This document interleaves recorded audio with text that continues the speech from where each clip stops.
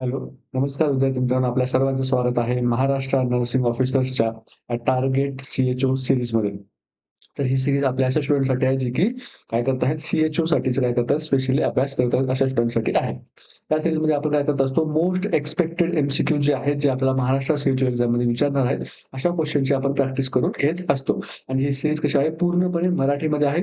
आज या सीरीजचा episode number किती आहे? 23 एपिसोड नंबर आहे. जर कोणी अजून पण आपले जे मागचे एपिसोड्स आहेत ते बघितले नसतील, तर त्यांनी 1 ते 22 जे आहेत सर्व एपिसोड बघून यायचे आहे, जेणेकरून काय होईल, तुम्हाला एक क्लिक लागेल. अजून एक महत्त्वाची गोष्ट म्हणजे ही सीरीज नागेश स्वामी सर आणि मी आम्ही दोघं जण मिळून घेत असतो. तर आजच्या सीरीजला सुरू करण्याच्या अगोदर तुम्हाला काय करायचं आहे, या व्हिडिओला लाईक करायचं आहे, कमेंटमध्ये तुमचा फीडबॅक नक्की द्यायचा आहे आणि तुमचे जेवढे काही मित्र असतील जे सीएचओचं प्रिपरेशन करत आहेत, त्यांना काय करायचं आहे, हा व्हिडिओ शेअर करायचा आहे आणि चॅनलला सबस्क्राईब नक्की करायचं आहे. ठीक आहे. YouTube प्रमाणे आपण अदर सोशल मीडिया प्लॅटफॉर्मवर पण अवेलेबल आहोत. तिथे पण तुम्ही आमच्याशी कनेक्ट होऊ शकता. इथे पण तुम्हाला वेगवेगळे मेडिकल क्विझेस बघायला मिळतील, जॉब अपडेट्स बघायला मिळतील, तुमच्या सीएचओ रिलेटेड जे फॉर्म भरण्याच्या वगैरे गाईडलाईन्स आहेत, हे सर्व तुम्हाला जे आहेत त्या तिथे हेल्प तुम्हाला केली जाईल. त्याच्यामुळे तुम्ही तिथे जॉइन होऊ शकता. ठीक आहे. तर बघा, हा क्वेशन बघा, आपला फर्स्ट क्वेशन. हा क्वेशन मी तुम्हाला काल होमवर्क दिलेला होता. खूप साऱ्या स्टुडंट्सनी काय केलं, आपल्याला आन्सर ऑलरेडी कमेंटमध्ये दिलेला आहे. तरी पण आपण एकदा काय करूया, डिटेलमध्ये बघूया. V-E-D stands for valuable essential desirable, valuable estimated desirable, vital essential desirable आणि व्हायटल एस्टिमेटेड डिझायरेबल. ठीक आहे. तर हा जो क्वेशन आहे तो कुठला आहे? मॅनेजमेंट या सब्जेक्ट मधला आहे आणि टॉपिक कुठला आहे? Inventory control. Inventory control. Inventory control या टॉपिक मधला हा क्वेशन आहे. तर बघा, तर इन्व्हेंटरी कंट्रोलमध्ये फक्त आपण व्ही बघतो का? तर नाही. अदर पण जे आहेत ते आपल्याकडे काय आहेत, इन्व्हेंटरी कंट्रोलच्या मेथड इन्व्हेंटरी आपल्याकडे अवेलेबल आहेत. तर बघूया वन बाय वन आपण काय करूया, ज्या मेन इम्पोर्टंट जे आहेत इन्व्हेंटरी कंट्रोलच्या मेथड आपण बघूया. म्हणजे सर्वात इम्पोर्टंट जे आपण बघू ती म्हणजे एबीसी. ही कशी आहे? ही एबीसी कंट्रोल जी आहे कशाच्या बेसिसवर केलेलं आहे? On the basis of on the basis of cost cost and number of items number of items in an organization. एखाद्या ऑर्गनायझेशनमध्ये जे आयटम्स आहेत त्यांची कॉस्ट आणि त्यांचे नंबर्स याच्यावर काय केलं जाते, ही एबीसी जी आहे ती इन्व्हेंटरी कंट्रोल मेथड डिपेंड करते. फॉर एक्झाम्पल ए, बी आणि सी असे काही त्यांनी आयटम्सला नाव दिले आहेत आणि त्यांची जी कॉस्ट जी असते, तर अकॉर्डिंग टू एबीसी एनालिसिस, जे एबीसीमध्ये जो ए आयटम असतो तो कसा असतो, सर्वात कॉस्टली असतो. त्याची कॉस्ट त्या ऑर्गनायझेशनच्या जेवढी टोटल कॉस्ट आहे त्याच्या 70% कॉस्ट कोणाची असते? ए आयटमची असते. 20% कॉस्ट कोणाची असते? बी आयटमची असते आणि 10% कॉस्ट कोणाची असते? सी आयटमची असते. पण त्याची जर इन्व्हेंटरी बघितली किंवा त्याचे नंबर्स इन द नंबर्स नंबर्समध्ये जेव्हा आपण गेलो, तेव्हा एची क्वांटिटी होती ती किती आली? 10 आली. बीची क्वांटिटी 20 आणि सी या आयटमची क्वांटिटी किती आली? 70 आली. ठीक आहे. म्हणजे जर आपल्याला एक्झाम्पल वाईज जर आपल्याला बघायचं झालं, तर फॉर एक्झाम्पल एम-आर-आय मशीन आहे. फॉर एक्झाम्पल एम-आर-आय मशीन जी आहे, एखाद्या ऑर्गनायझेशनमध्ये एम-आर-आय मशीन किती असतात? फक्त 1 असतात. पण त्याची जी टॉपची कॉस्ट किती असते? तर त्याची कॉस्ट किती असते? करोड्समध्ये असते. ठीक आहे. त्याची कॉस्ट जी आहे ती करोड्समध्ये असते. त्याचप्रमाणे त्या ऑर्गनायझेशनमध्ये स्टेपलरची संख्या जर मी तुम्हाला विचारली, त्या ऑर्गनायझेशनमध्ये किती स्टेपलर्स आहेत? तर त्याची स्टेपलरची संख्या ती 200 ते 250 आहे. 200 ते 250 आहे. पण त्यांची कॉस्ट किती आहे? तर फक्त ₹50. ठीक आहे. पण जेव्हा आपण ए आयटमची इन्व्हेंटरी ठेवतो, त्या ए आयटमची जी इन्व्हेंटरी ठेवतो ती कशी ठेवतो? खूप स्ट्रिक्ट इन्व्हेंटरी ठेवतो. का? कारण त्यांची कॉस्ट जास्त असते. आणि सी आयटमची इन्व्हेंटरी आपण एवढी स्ट्रिक्ट ठेवतो का? तर नाही ठेवत. का? कारण त्यांची कॉस्ट तेवढी जास्त असत नाही. ते जर एखादा आयटम जर गहाळ झाला किंवा चोरीला गेला, तर आपल्याला एवढा फरक पडतो का? ऑर्गनायझेशनला फरक पडत नाही. पण ए आयटम मधला जर एखादा आयटम जो आहे तो चोरीला गेला, ठीक आहे, तर तो आपल्याला त्या ऑर्गनायझेशनला खूप मोठा लॉस होऊ शकतो. फॉर एक्झाम्पल तुम्ही एखाद्या हॉस्पिटलमध्ये काम करताय आणि त्या हॉस्पिटलमधून काय झाली, एम-आर-आयची मशीन जी आहे, ती काय झाली, चोरीला गेली किंवा खराब झाली, तर तुम्ही असं कॅज्युअली घेणार का? हां, ठीक आहे ना, एम-आर-आय मशीन चोरीला झाली, गेली असेल, जाऊ दे, उद्या मी आणून देतो दुसरी. असं म्हणणार का? आपण नाही का? कारण त्याची जी कॉस्ट आहे ती किती आहे? करोड्समध्ये आहे.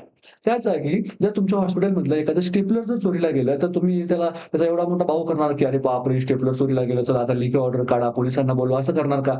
तर बिलकुल नाही करणार. का? कारण तुम्ही काय म्हणणार, "चल ठीक आहे ना, एखादं स्टेपलरचं चोरी गेलंय. ठीक आहे. त्याच्यानंतर तुम्ही काय करणार ते रिप्लेस करून देऊ शकता. पण ए आयटम जे असतात ते खूप कॉस्टली असल्यामुळं त्यांची इन्व्हेंटरी कशी ठेवायला लागते, खूप स्ट्रिक्ट ठेवायला लागते. पण as compared to C items, ठीक आहे. सी आयटमची इन्व्हेंटरी कंट्रोल एवढी स्ट्रिक्ट नसेल तरी पण चालते.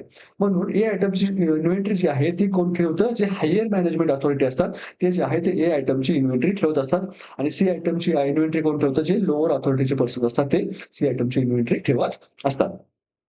त्याच्यानंतर कुठलं बघायला मिळतं आपल्याला नेक्स्ट जे आहे इन्व्हेंटरी कंट्रोलची मेथड ती आहे एफ-एस-एल.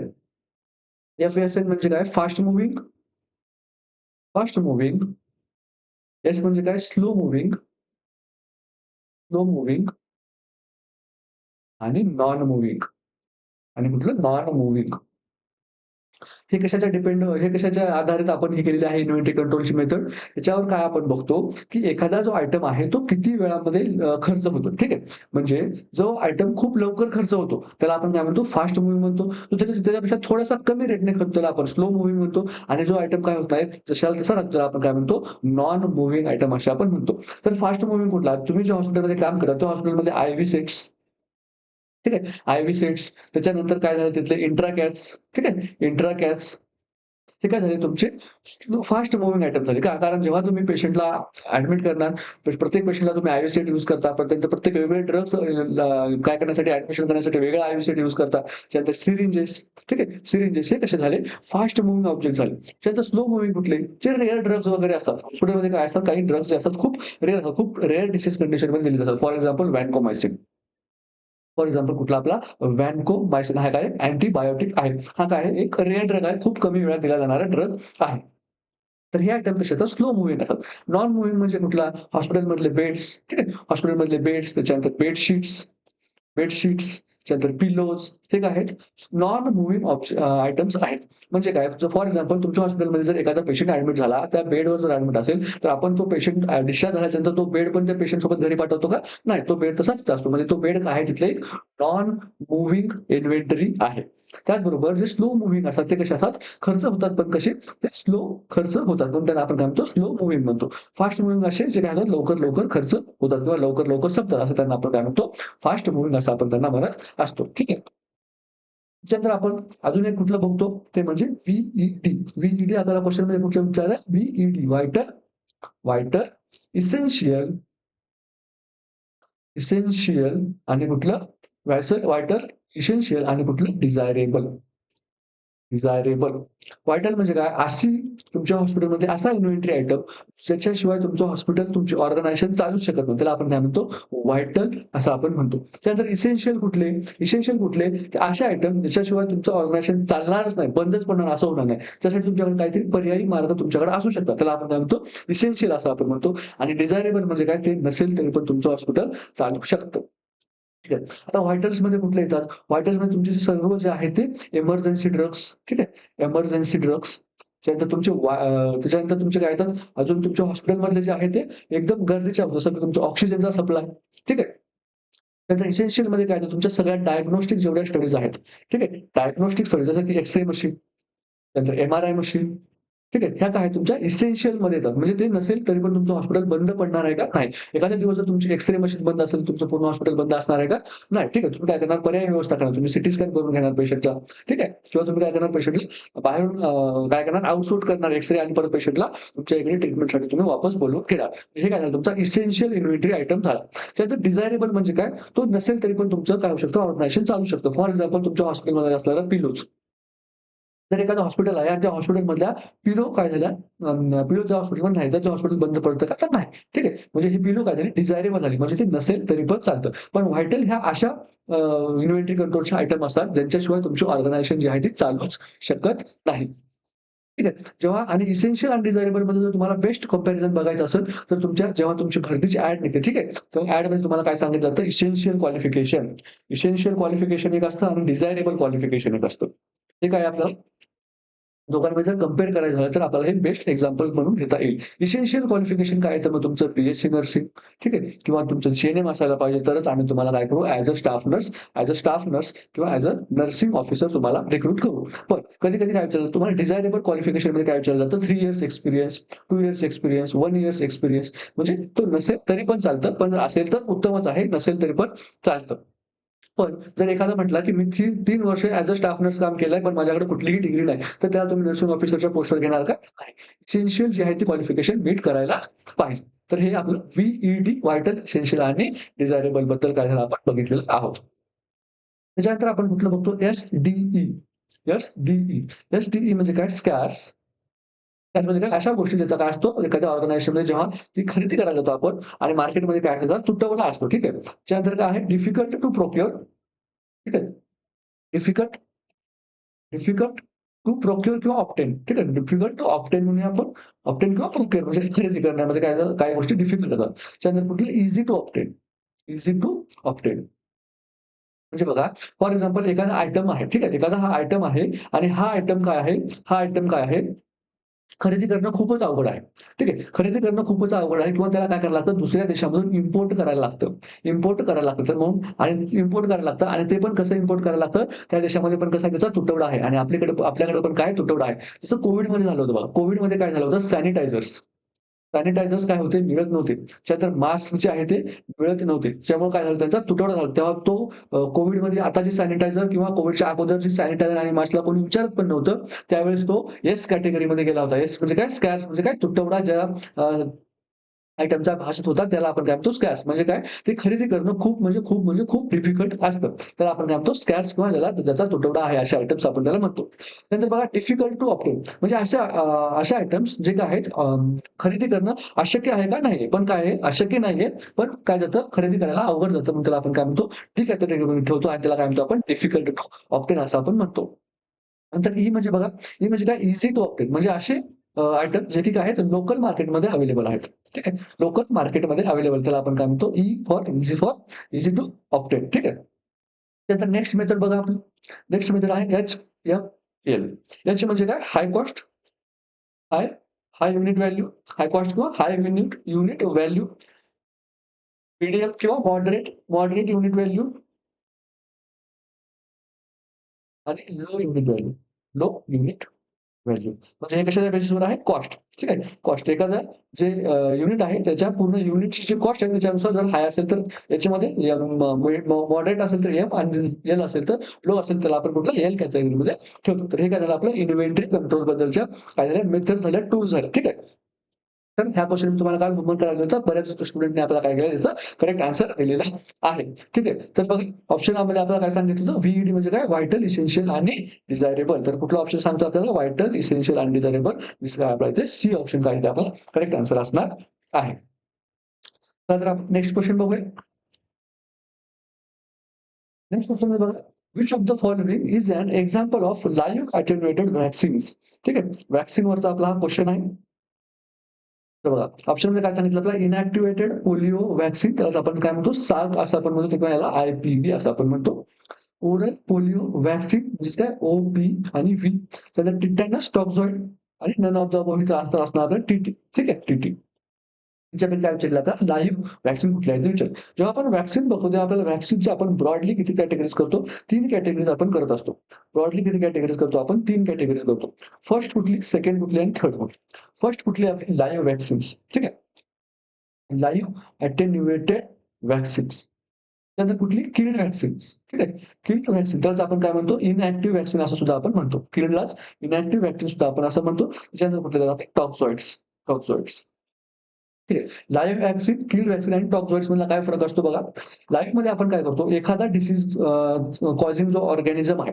ठीक आहे. एखादा डिसीज कॉझिंग जो ऑर्गॅनिझम आहे, त्या ऑर्गॅनिझमला आपण काय करतो, त्या ऑर्गॅनिझमची जी पॅथोजेनिसिटी आहे, ठीक आहे. त्याची जी पॅथोजेनिसिटी आहे, त्याची जी पॅथोजेनिसिटी आहे, त्याचा जो व्हायरुलन्स आहे, त्याचा जो व्हायरुलन्स आहे, म्हणजेच काय त्याचीच काय डिसीज कॉज करण्याची कॅपॅसिटी. त्याची काय डिसीज कॉज करण्याची कॅपॅसिटी. ती डिसीज कॉज करण्याची जी कॅपॅसिटी आहे, ती काय करतो आपण कमी करतो. त्याला काय म्हणतो आपण अटेन्युएशन म्हणतो. म्हणजे तो ऑर्गॅनिझमला आपण काय करत नाही, पूर्ण मारत नाही. त्याला जिवंत ठेवतो. पण त्याची जी डिसीज कॉज करण्याची कॅपॅसिटी आहे, ती काय करतो आपण कमी करतो. आणि ते ऑर्गॅनिझमचा काय करतो आपण एक्स्ट्रॅक्ट बनवतो आणि तो एक्स्ट्रॅक्ट काय करतो आपण ह्युमन्समध्ये काय करतो ॲडमिनिस्टर करतो. ठीक आहे. मग जेव्हा तो ह्युमन बॉडीमध्ये तो ऑर्गॅनिझम जाणार, ठीक आहे. हा ऑर्गॅनिझम जेव्हा ह्युमन बॉडीमध्ये जातो, तेव्हा ह्युमन बॉडीची जी डिफेन्स मेकॅनिझम आहे, ती काय करते, ह्या ऑर्गॅनिझमच्या विरोधामध्ये काय करते, अँटिबॉडीज तयार करते. आणि ह्या अँटिबॉडीज काय होतात, आपल्या बॉडीच्या मेमरीमध्ये सेव्ह होतात. मेमरीमध्ये काय होतात, सेव्ह होतात. या अँटिबॉडीची काय होते, मेमरी सेव्ह होते. म्हणजे ह्या प्रकारचा जेव्हा अँटिजेन भविष्यामध्ये आपल्या बॉडीमध्ये एंटर करणार आहे, तेव्हा ह्या ज्या अँटिबॉडीज आहेत, याची जी मेमरी सेव्ह झाली होती, ह्या अँटिबॉडी काय होतात आपल्याकडे लगेच रेडी अवेलेबल असतील. ठीक आहे. हा जर ऑर्गॅनिझम परत आपल्या बॉडीमध्ये आला, तर ह्या अँटिबॉडी त्याच्यावर अटॅक करतात आणि त्या अँटिजेनला काय करतात, खल्लास करून टाकण्याचं काम करत असतात. हे आहे व्हॅक्सिनचं बेसिक प्रिन्सिपल, ज्याच्यावर व्हॅक्सिन काम करत असतं. तर हे काय झालं आपलं लाईव्ह व्हॅक्सिनचं. तर इनॅक्टिव्हिटीमध्ये काय करतो आपण, जो बॅक्टेरिया किंवा जो डिसीज कॉज करणारा एजंट आहे, त्याला काय करतो आपण पूर्ण जीवाणूशी मारून टाकतो. त्याला आपण किल करतो. म्हणून त्याला आपण काय म्हणतो, किल्ड व्हॅक्सिन किंवा इनॅक्टिव्हेटेड व्हॅक्सिन असं आपण म्हणत असतो. त्याच्या उलट जेव्हा आपण टॉक्साइडबद्दल बोलत असतो, तेव्हा आपण काय करतो, हा जो ऑर्गॅनिझम आहे, हा ऑर्गॅनिझम काय करतो, जेव्हा तुम्हाला डिसीज कॉज करतो, तो कुठलीतरी एन्झाइम सोडत असेल, कुठेतरी टॉक्सिन तुमच्या बॉडीमध्ये सोडत असेल, त्या टॉक्सिनचा काय करतो आपण आपल्या ह्युमन बॉडीमध्ये इंजेक्ट करतो आणि त्याच्या विरोधामध्ये आपली बॉडी काय करते, अँटिबॉडीज बनत असते. म्हणून ज्याच्या टॉक्सिन पासून जे आपण बनवलेलं आपण काय म्हणतो, टॉक्झॉइड्स असं आपण म्हणतो. जेव्हा तो डिसीज कॉझिंग एजंट जो आहे, तो जिवंत पण ॲटिन्युएटेड स्टेजमध्ये आपल्या बॉडीमध्ये एंटर केला जातो, त्या व्हॅक्सिनला आपण कोणतं कुठली व्हॅक्सिन म्हणतो, लाईव्ह ॲटिन्युएटेड व्हॅक्सिन म्हणतो. जेव्हा तो पॉझिटिव्ह एजंट जो तो पूर्णपणे मारला जातो, त्याला आपण इनॅक्टिव्हेटेड व्हॅक्सिन म्हणतो आणि त्याचं टॉक्सिन जेव्हा फक्त आपण ॲडमिनिस्ट्रेट करतो, त्याला आपण काय म्हणतो, टॉक्झॉइड्स असं आपण म्हणतो. तर बघूया. तर आपण काय करूया, प्रत्येकाचे एक्झाम्पल बघूया. ठीक आहे. तर फर्स्ट बघूया आपण लाईव्ह ॲटेन्युएटचे एक्झाम्पल. लाईव्ह व्हॅक्सिनचे. तर याच्यासाठी तुम्हाला एक मी ट्रिक सांगणार आहे. Boy boy love the cry. ठीक आहे. Boy love the cry. B for BCG, O for OPV, Y for yellow fever, love the for live typhus. ठीक आहे. Chicken pox, C for chicken pox, R for rubella, I for influenza live,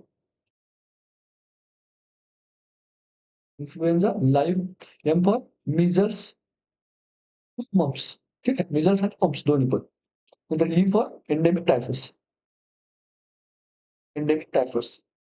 हे काय झाले आपले लाईव्हचे example झाले. त्याचप्रमाणे आपले किडचे example बघूया आपण. दुसरा कुठला आहे आपला किड.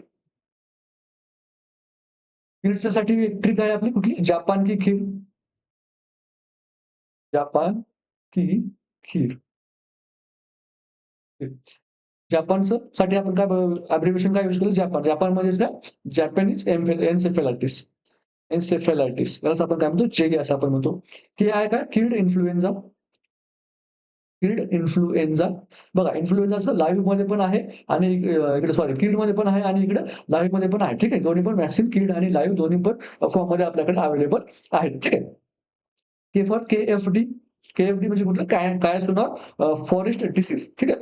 हे कुठे आपल्याला बघायला मिळतं? आफ्रिकन कंट्रीजमध्ये बघायला मिळतं. ह्या इंडियामध्ये आहे का अवेलेबल डिसीज? हा आहे का? नाही. कुठे आहे? आफ्रिकन कंट्रीजमध्ये आपल्याला बघायला मिळतो. H for hepatitis B. Hepatitis B. I for IPV आणि आर फॉर रेबीज. ठीक आहे. I for rabies. तर रेबीजच्या रिलेटेड मी तुम्हाला एक एनएचएम प्रोग्राम सांगितला कुठला? NRCP. National rabies control program. याच्याबद्दल पण मी तुम्हाला कालच्याच एपिसोडमध्ये सांगितलेलं आहे. ठीक आहे. तर बघा व्हॅक्सिनमध्ये आपल्याला काय विचारलं होतं? लाईव्ह आणि किडचे एक्झाम्पल विचारलेले होते. तर लाईव्ह काय म्हणलं? लाईव्हमध्ये काय सांगितली मी तुम्हाला trick? Boy love the try. BCG, OPV, yellow fever, त्याच्यानंतर live typhus, chicken pox, rubella, influenza, measles, mumps आणि एंडेमिक. हे काय झाले आपले लाईव्ह व्हॅक्सिनचे एक्झाम्पल झाले. कीडमध्ये कुठलं आपण? जापान की कीड. जॅपॅनिक एन्सेफेलायटिस, कीड इन्फ्लुएन्झा, केएफडी, हेपॅटायटिस बी, आयपीव्ही आणि रेबीज. त्यानंतर आपल्याला बघायचे टॉक्झॉइडचे एक्झाम्पल. टॉक्झॉइडचं सिम्पल आहे टीटी आणि डीटी. ठीक आहे. टीटी आणि म्हणजे टिटॅनस आणि डिप्थेरिया हे दोनच काय आहेत आपल्याकडे टॉक्झॉइड फॉर्ममध्ये व्हॅक्सिन्स अवेलेबल आहेत. तर व्हॅक्सिन्स बद्दल आता दुसरे अजून कुठले क्वेश्चन विचारू शकतात? ते पण इम्पॉर्टंट आहे. ठीक आहे. व्हॅक्सिन बद्दल आपल्याला विचारतात म्हणजे व्हॅक्सिनचे टेम्परेचर्स. म्हणजे टेम्परेचर म्हणजे काय? त्याची कोल्ड चेन.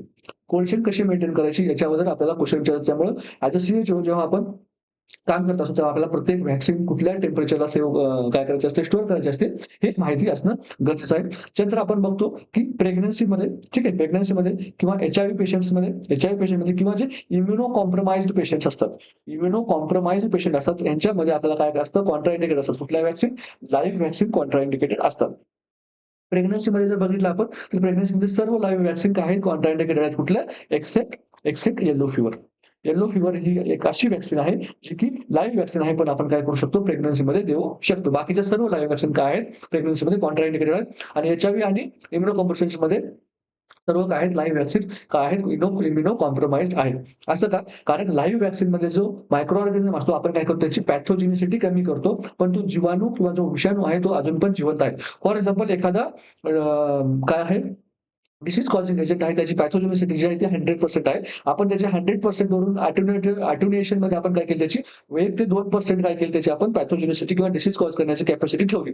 पण हा 1 ते 2% पण असे काही पेशंट असतात ज्यांची इम्युनिटी जी आहे ती काय झालेली आहे सिव्हिअरली कॉम्प्रोमाइज झालेली आहे. जसं की एचआयव्हीचे पेशंट, असे पेशंट जे काय आहेत क्रोनिकली स्टेरॉइड थेरपीवर चाललेले आहे. त्यांची इम्युनिटी असते खूप लो असते आणि 1 to 2% व्हायरलस किंवा 1 to 2% पॅथोजेनिसिटी पण काय करू शकते त्यांच्यामध्ये डिसीज कॉज करू शकते.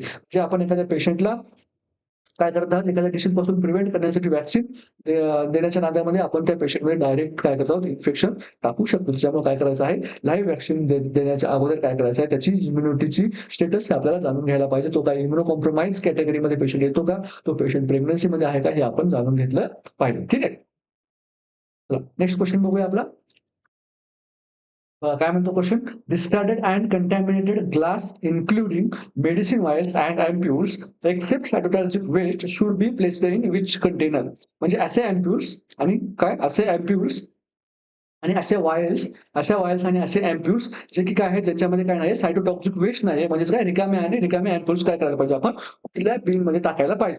ऑप्शन दिले आपल्याला येलो, ब्ल्यू, रेड आणि व्हाईट. हे काय आपलं biomedical waste management BMW biomedical waste management मधला क्वेश्चन आहे. तर बायोमेडिकल वेस्ट मॅनेजमेंट करताना आपण काय करत असतो?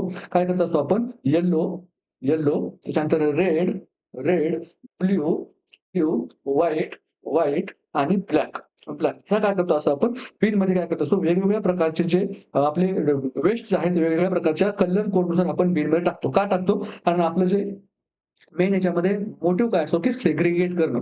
वेस्टला जर आपण सेग्रिगेट केलं, तर त्याच्यानंतरच्या त्याच्या प्रोसिजर्स ज्या आहेत, जसं की जर आपण रिसायकल करू शकतो. काही जे पदार्थ असतात ते रिसायकलेबल असतात म्हणून त्याचा काय करू शकतो आपण रिसायकल करू शकतो. म्हणून काय करतो आपण जो टोटल वेस्ट लोड जो होतोय आपल्या कंट्रीमध्ये त्याला आपण रिड्यूस करू शकतो. ठीक आहे. जर आपण व्यवस्थित सेग्रिगेट केलं तर. म्हणून आता प्रत्येक हॉस्पिटलमध्ये बायोमेडिकल वेस्ट सेग्रिगेशन हे कंपल्सरी केलेलं आहे. ठीक आहे. तर आपण काय बघूया, की वन बाय वन बघूया, की कुठल्या बिनमध्ये जे आहे ते कुठले वेस्ट मटेरियल गेलं पाहिजे आणि हे सर्व युनिव्हर्सलाइज त्यांनी केलेलं आहे. म्हणजे तुम्ही जर अमेरिकेमध्ये जाऊन येलो बॅग बघितला तिथं पण तुम्हाला सेम आयटम्स मिळतील जे की तुमच्या इंडियामध्ये तुम्हाला मिळणार आहेत. म्हणजे अमेरिकेमधल्या येलो बिनमध्ये जर ह्यूमन अॅनाटॉमिकल वेस्ट जात असेल पण अनाटॉमिकल वेस्ट जात असेल तरी तेच वेस्ट भारतातल्या येलो बिनमध्ये पण तुम्हाला सापडतं. म्हणजे हे काय झालंय पूर्ण युनिव्हर्सल त्याला केलेलं आहे. ठीक आहे. तर बघूया आपण येलो बिनमध्ये काय बघायला मिळतं आपल्याला ह्यूमन अनाटॉमिकल वेस्ट बघायला मिळतं. त्याच्यानंतर जे ड्रेसिंग मटेरियल्स आहेत. ठीक आहे. जसं की कुठलं तुमचं यूज झालेले गॉस पॅड्स त्याच्यानंतर रोलर बँडेजेस वगैरे काय झालेले यूज झालेले आहेत, सॉईल झालेले आहेत. त्यांचा बॉडी फ्लुइडशी कॉन्टॅक्ट आलेला आहे. असे काय करतो आपण येलो बिनमध्ये टाकत असतो. बेसिकली येलो बिनमध्ये आपण काय टाकतो इन्फेक्शियस वेस्ट टाकतो. इन्फेक्शियस वेस्ट जे आहे ते आपण कुणामध्ये टाकतो येलो बिनमध्ये टाकतो. त्याच्यानंतर सायटोटॉक्सिक वेस्ट ठीक आहे. सायटोटॉक्सिक वेस्ट जे आहे ते आपण कुणामध्ये टाकतो येलो बिनमध्ये आपण टाकत असतो. त्यानंतर येलो बीनचं नंतर आपण करतो काय? ठीक आहे. येलो बीनचं आपण नंतर काय करतो? येलो बीनचे ट्रीटमेंट आपण कसं करतो? त्याला आपण काय करतो? इन्सिनरेट म्हणजे काय? Burn to ash. त्याचं काय असतं खूप जास्त प्रमाणामध्ये टेम्परेचर असतं आणि त्या टेम्परेचरमध्ये आपण काय करतो येलो बीनमध्ये जेवढं काही वेस्ट आहे ते आपण ज्यामध्ये टाकून देतो. त्याचं काय होतं सेकंदामध्ये राखेमध्ये रूपांतर होत असतं. ठीक आहे. त्यानंतर बघायचं आपल्याला रेड. ठीक आहे. रेड बीनमध्ये आपल्याला काय बघायला मिळतं? रेड बीनमध्ये आपण काय टाकतो? Non infectious non infectious plastic waste. Plastic वेस्टमध्ये कुठलं आलं मग तुमचं आय-व्ही सेट्स आल्या. ठीक आहे. आय-व्ही सेट्स आल्याच्यानंतर त्याच्यानंतर ग्लोव्हज, त्यानंतर मास्क्स हे काय झालं आपल्या रेड बिनमध्ये येतात आणि रेड बिनचं आपण नंतर काय करतो? रिसायकल करतो. ठीक आहे. रिसायकल करण्याच्या अगोदर आपण जेव्हा काय ट्रीटमेंट करतो का? तर हो. रिसायकल करण्याच्या अगोदर आपण त्याला काय करतो? एक तर आपण ऑटोक्लेव्ह करतो. ठीक आहे. ऑटोक्लेव्ह करतो किंवा आपण त्याची काय करतो? श्रेडिंग करतो. श्रेडिंग म्हणजे काय? तो आय-व्ही सेट आहे तो काय करतो आपण बारीक तुकड्यांमध्ये काय करतो आपण तोडून टाकतो आणि त्याच्यानंतर मग आपण काय करतो फॅक्टरीमध्ये रिसायकल करण्यासाठी पाठवत असतो. ठीक आहे. तर ही झाली आपली रेड बिन. त्यानंतर बघा ब्लू बिन. ब्लू बिनचं आपण काय करतो? ब्लू बिनमध्ये आपण काय टाकतो? ब्लू बिनमध्ये आपण टाकतो वायल्स, अँप्युल्स, अँप्युल्स आणि जेवढे काही ग्लासचे हे आहेत, ठीक आहे. जेवढे काही ग्लासपासून बनवलेले आहेत, काचेपासून बनवलेल्या जेवढ्या काही वस्तू आहेत, तर ते यूज झाल्याच्या नंतर आपण कशामध्ये टाकतो? ब्लू बिनमध्ये टाकत असतो. आणि जेव्हा हे आपण काय करतो? सेग्रिगेट करून जेव्हा आपण बायोमेडिकल डिपार्टमेंटकडे देत असतो, तेव्हा ते लोकं काय करतात त्याचं? ती लोकं काय करतात? त्याला ऑटोक्लेव्ह तरी करतात. ऑटोक्लेव्ह तरी करतात किंवा त्याला मायक्रोवेव्ह तरी करतात. मायक्रोवेव्ह हे काय? मायक्रोवेव्ह, ऑटोक्लेव्ह हे काय डिसइन्फेक्शनच्या काय आहेत? मेथड्स आहेत. ठीक आहे. ऑटोक्लेव्ह करतात किंवा मायक्रोवेव्ह करतात किंवा त्याला काय करतात 1% सोडियम हायपोक्लोराईडमध्ये काय करतात? क्लीन करतात आणि त्याच्यानंतर मग त्याला काय करतात? रिसायकल करण्यासाठी पाठवतात. ठीक आहे. हे कोण करतं? ब्लू बिन. त्याच्यानंतर बघूया व्हाईट बिन. व्हाईट बिन. तर व्हाईट बिनमध्ये आपण काय टाकतो? व्हाईट बिनमध्ये आपण टाकतो शार्प वेस्ट. शार्प वेस्ट जसं की तुमचे नीडल्स, त्यानंतर स्टिलेट्स आपण काय करतो? व्हाईट बिनमध्ये टाकतो आणि ह्या व्हाईट बिनमधलं जे हे आहे वेस्ट आहे ते काय केलं जातं नंतर ऑटोक्लेव्ह तरी केलं जातं. आयदर ऑटोक्लेव्ह केलं जातं किंवा काय केलं जातं ड्राय हीट केलं जातं. ड्राय हीट म्हणजेच काय? ड्राय हीटमध्ये एक रेड हीट नावाचा काय सब टाइप आहे. ठीक आहे. रेड हीटिंग एक सब टाइप आहे कशाचा? ड्राय हीटचा. त्याच्यामध्ये काय केलं जातं? त्याच्यामध्ये काय केलं जातं? एक फ्लेम घेतली जाते आणि फ्लेमवर काय केलं तुमची स्टिलेट आहे ती अशी पकडली जाते आणि याला पूर्ण लाल होईपर्यंत गरम केलं जातं आणि त्याच्यानंतर मग हे काय केलं जातं ऑटोक्लेव्ह किंवा ड्राय हीट करून त्याला काय केलं जातं? डीप बरी केलं जातं. Deep burial. डीप बरियल म्हणजे काय? डीप बरियलमध्ये काय केलं जातं? तुमचं जे वेस्ट आहे त्याला काय केलं जातं? अगोदर त्याचं डिसइन्फेक्शन केलं जातं. बाय ऑटोक्लेव्ह किंवा बाय ड्राय हीट. त्याच्यानंतर काय केलं जातं? एक मोठा खड्डा केला जातो आणि तो खड्डा कसा असतो? Far from city. Far from city. सिटीपासून तो दूर असायला हवा. स्पेसिफिकली तो रुरल एरियामध्ये करतात आणि तिथे तुम्हाला काय करावं लागतं? जिथे ड्रीप बरियल करायची तुम्हाला काय करावं लागते? परमिशन घ्यावी लागते. ठीक आहे. अशा एरियामध्ये तुम्ही करू शकता जिथे तुम्हाला तो एरिया जो आहे तो परमिटेड एरिया पाहिजे. अशा एरियामध्ये तुम्ही काय करू शकता? डीप बरियल करू शकता. तर हे झालं आपलं व्हाईट बिनबद्दल. त्याच्यानंतर बघा जनरल ब्लॅक बिन. ब्लॅक बिनमध्ये आपण कुठलं वेस्ट टाकतो ते म्हणजे जनरल वेस्ट. हॉस्पिटलमध्ये जे काही जनरल वेस्ट तयार होतं, ठीक आहे. जसं की फूड प्रॉडक्ट्स झाले, त्यानंतर मेडिसिनचे रॅपर्स वगैरे झाले, कागदाचा कचरा झाला, कापडांचा कचरा झाला. हे काय करतो आपण जनरल वेस्ट कुठे टाकतो? ब्लॅक बॅगमध्ये टाकतो. याचं काय केलं जातं? ड्राय आणि वेटमध्ये काय केलं जातं? सेग्रिगेशन केलं जातं. ठीक आहे. आणि जो जो काही कंपोनंट्स आहेत जे की रिसायकलेबल त्याचं रिसायकल केलं जातं. रिसायकल केलं जातं आणि जर रिसायकल होत नसेल त्याचं काय केलं जातं? कंपोस्टिंग केलं जातं. ठीक आहे. कंपोस्टिंग केलं जातं. त्याप्रकारे आपण काय करतो पूर्ण जे हॉस्पिटलमधलं वेस्ट आहे त्याला सेग्रिगेट करण्याचं काम करत असतो. तर बघा आपण कुठल्या बॅग बघितल्या, येलो बॅग बघितल्या, ब्लू बॅग बघितली, रेड बघितली, व्हाईट बघितली आणि कुठली बघितली? ब्लॅक बघितली. तर आता काय करूया क्विक रिव्हिजन करूया. येलोमध्ये काय करतो आपण? ह्यूमन एनाटॉमिकल वेस्ट करतो. त्यानंतर काय टाकतो? जे सॉइल रिलेशन्स वगैरे असतात ज्यांना तुमच्या बॉडी फ्लुइड्सचा कॉन्टॅक्ट झाले. ठीक आहे. जेव्हा तुमची ड्रेसिंग चेंज केली जाते त्या ड्रेसिंगचे पॅड्स वगैरे असतात, त्याच्यानंतर रोलर बँडेज असतात, गॅमची पॅड्स वगैरे असतात. ठीक आहे. त्याला काय केलं जातं? तुमच्या बॉडीचे फ्लुइड लागलेलं असतात, रक्त लागलेलं असतं, पस लागलेला असतो. मग ते काय केलं जातं आपण येलो बॅगमध्ये टाकत असतो आणि त्या येलो बॅगच्या नंतर काय होतं? इन्सिनरेशन होतं. त्यानंतर बघा ब्लू बॅगचं काय होतं? ब्लू बॅगमध्ये काय टाकतो आपण? ग्लास वेस्ट टाकतो. ग्लास वेस्टचं काय केलं जातं? त्याला 1% सोडियम हायपोक्लोराईडनं क्लीन केलं जातं किंवा काय केलं जातं? ऑटोक्लेव्ह किंवा मायक्रोवेव्ह केलं जातं आणि त्याच्यानंतर काय केलं त्याचं रिसायकल केलं जातं. रेड बिनमध्ये काय केलं जातं? जो वेस्ट आहे रेड बिनमध्ये ते कसं असतं? नॉन इन्फेक्शियस प्लास्टिक वेस्ट असतं. त्याच्यामुळे त्या प्लास्टिकला काय केलं तर रिसायकल केलं जातं आणि रेड बिनला कधीही इन्सिनरेटेड करायचं नसतं. ठीक आहे. रेड बिन कॉन्ट्रा इंडिकेटेड काय आहे? इन्सिनरेशन. इन्सिनरेशन काय आहे? कॉन्ट्रा इंडिकेटेड आहे कारण त्याच्यामध्ये काय असतं? कॅडमियम असतं. कॅडमियम असतं. त्यानंतर बघा व्हाईट व्हाईट बिनमध्ये आपण काय टाकतो? व्हाईट बिनमध्ये आपण टाकतो शार्प्स. ठीक आहे. शार्प्स आणि त्याचं काय केलं जातं आपल्याकडे त्याला काय केलं जातं? ड्राय हीट केलं जातं आणि त्याच्यानंतर त्याचं डीप बरियल केलं जातं. ब्लॅकमध्ये काय केलं जातं? आपण सेग्रिगेट करतो ड्राय आणि वेट. त्यानंतर जे रिसायकलेबल आहे त्याला आपण रिसायकलेशनसाठी पाठवतो आणि जे काय आहे आपण रिसायकल करू शकत नाही त्याचं आपण काय करतो? कंपोस्टिंग करत असतो. तर आपल्याला क्वेश्चनमध्ये विचारलं होतं मेडिसिन वायर्स आणि अँप्यूल्स कशामध्ये टाकतो जे की सायटोटॉक्सिक नाही. सायटोटॉक्सिक कशामध्ये टाकतो आपण? येलोमध्ये आणि जर सायटोटॉक्सिक नसतील तर कशामध्ये टाकतो? ब्लू बिनमध्ये आपण टाकत असतो. ठीक आहे. नेक्स्ट क्वेश्चन बघूया. What is the recommended age for HPV vaccine administration? तर बघा आपल्याला कशाबद्दल क्वेश्चन विचारला एच-पी आणि व्ही. एच-पी-व्ही म्हणजे काय? Human human papilloma virus vaccine. कुठली vaccine? Human papilloma virus vaccine. हा काय आहे? पॉझिटिव्ह एजंट आहे फॉर सीए सर्व्हिक्स. सर्व्हिसच्या कॅन्सरसाठी जो आहे तो एच-पी-व्ही काय आहे? कारणीभूत आहे. म्हणून त्याच्यासाठी प्रिव्हेन्शनसाठी आपण काय करतो? एच-पी-व्ही व्हॅक्सिन देतो. HPV human papilloma virus vaccine ही जी काय करतो आपण व्हॅक्सिन देत असतो. ह्या व्हॅक्सिनसाठी रिकमेंडेड एज काय आहे? रिकमेंडेड एज जी आहे ती 9 ते 14 वर्ष आहे. ठीक आहे. 9 ते 14 वर्ष आहे. 15 वर्ष ते 45 वर्ष पण आपण देऊ शकतो. 15 वर्ष ते 45 वर्ष देऊ शकतो. पण ती काय आहे तेवढी not effective. Not that much effective, not that much effective. आणि 9 टू 14 इयर्स का आहे most effective. Most effective age group कुठला आहे? 9 टू 14 इयर्सचा एज ग्रुपमध्ये मोस्ट इफेक्टिव्ह आपलं मानल्या जाते. ठीक आहे. त्यानंतर अजून एक महत्त्वाची गोष्ट म्हणजे एच-पी-व्ही जी आहे only only prevents only prevents CA service and not effective if the cancer is already present already present. म्हणजेच काय? It only prevents it only prevents it only prevents upcoming it only prevents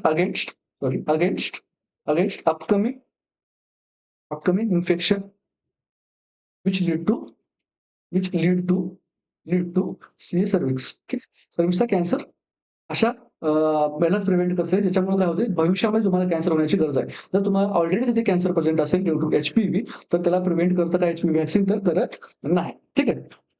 त्यानंतर H-P-V व्हॅक्सिनमध्ये अजून जर आपल्याला बोलायचं झालं, H-P-V व्हॅक्सिनमध्ये जर आपल्याला अजून बोलायचं झालं, तर ही कुणाला दिली जाते? 9 ते 14 वर्ष.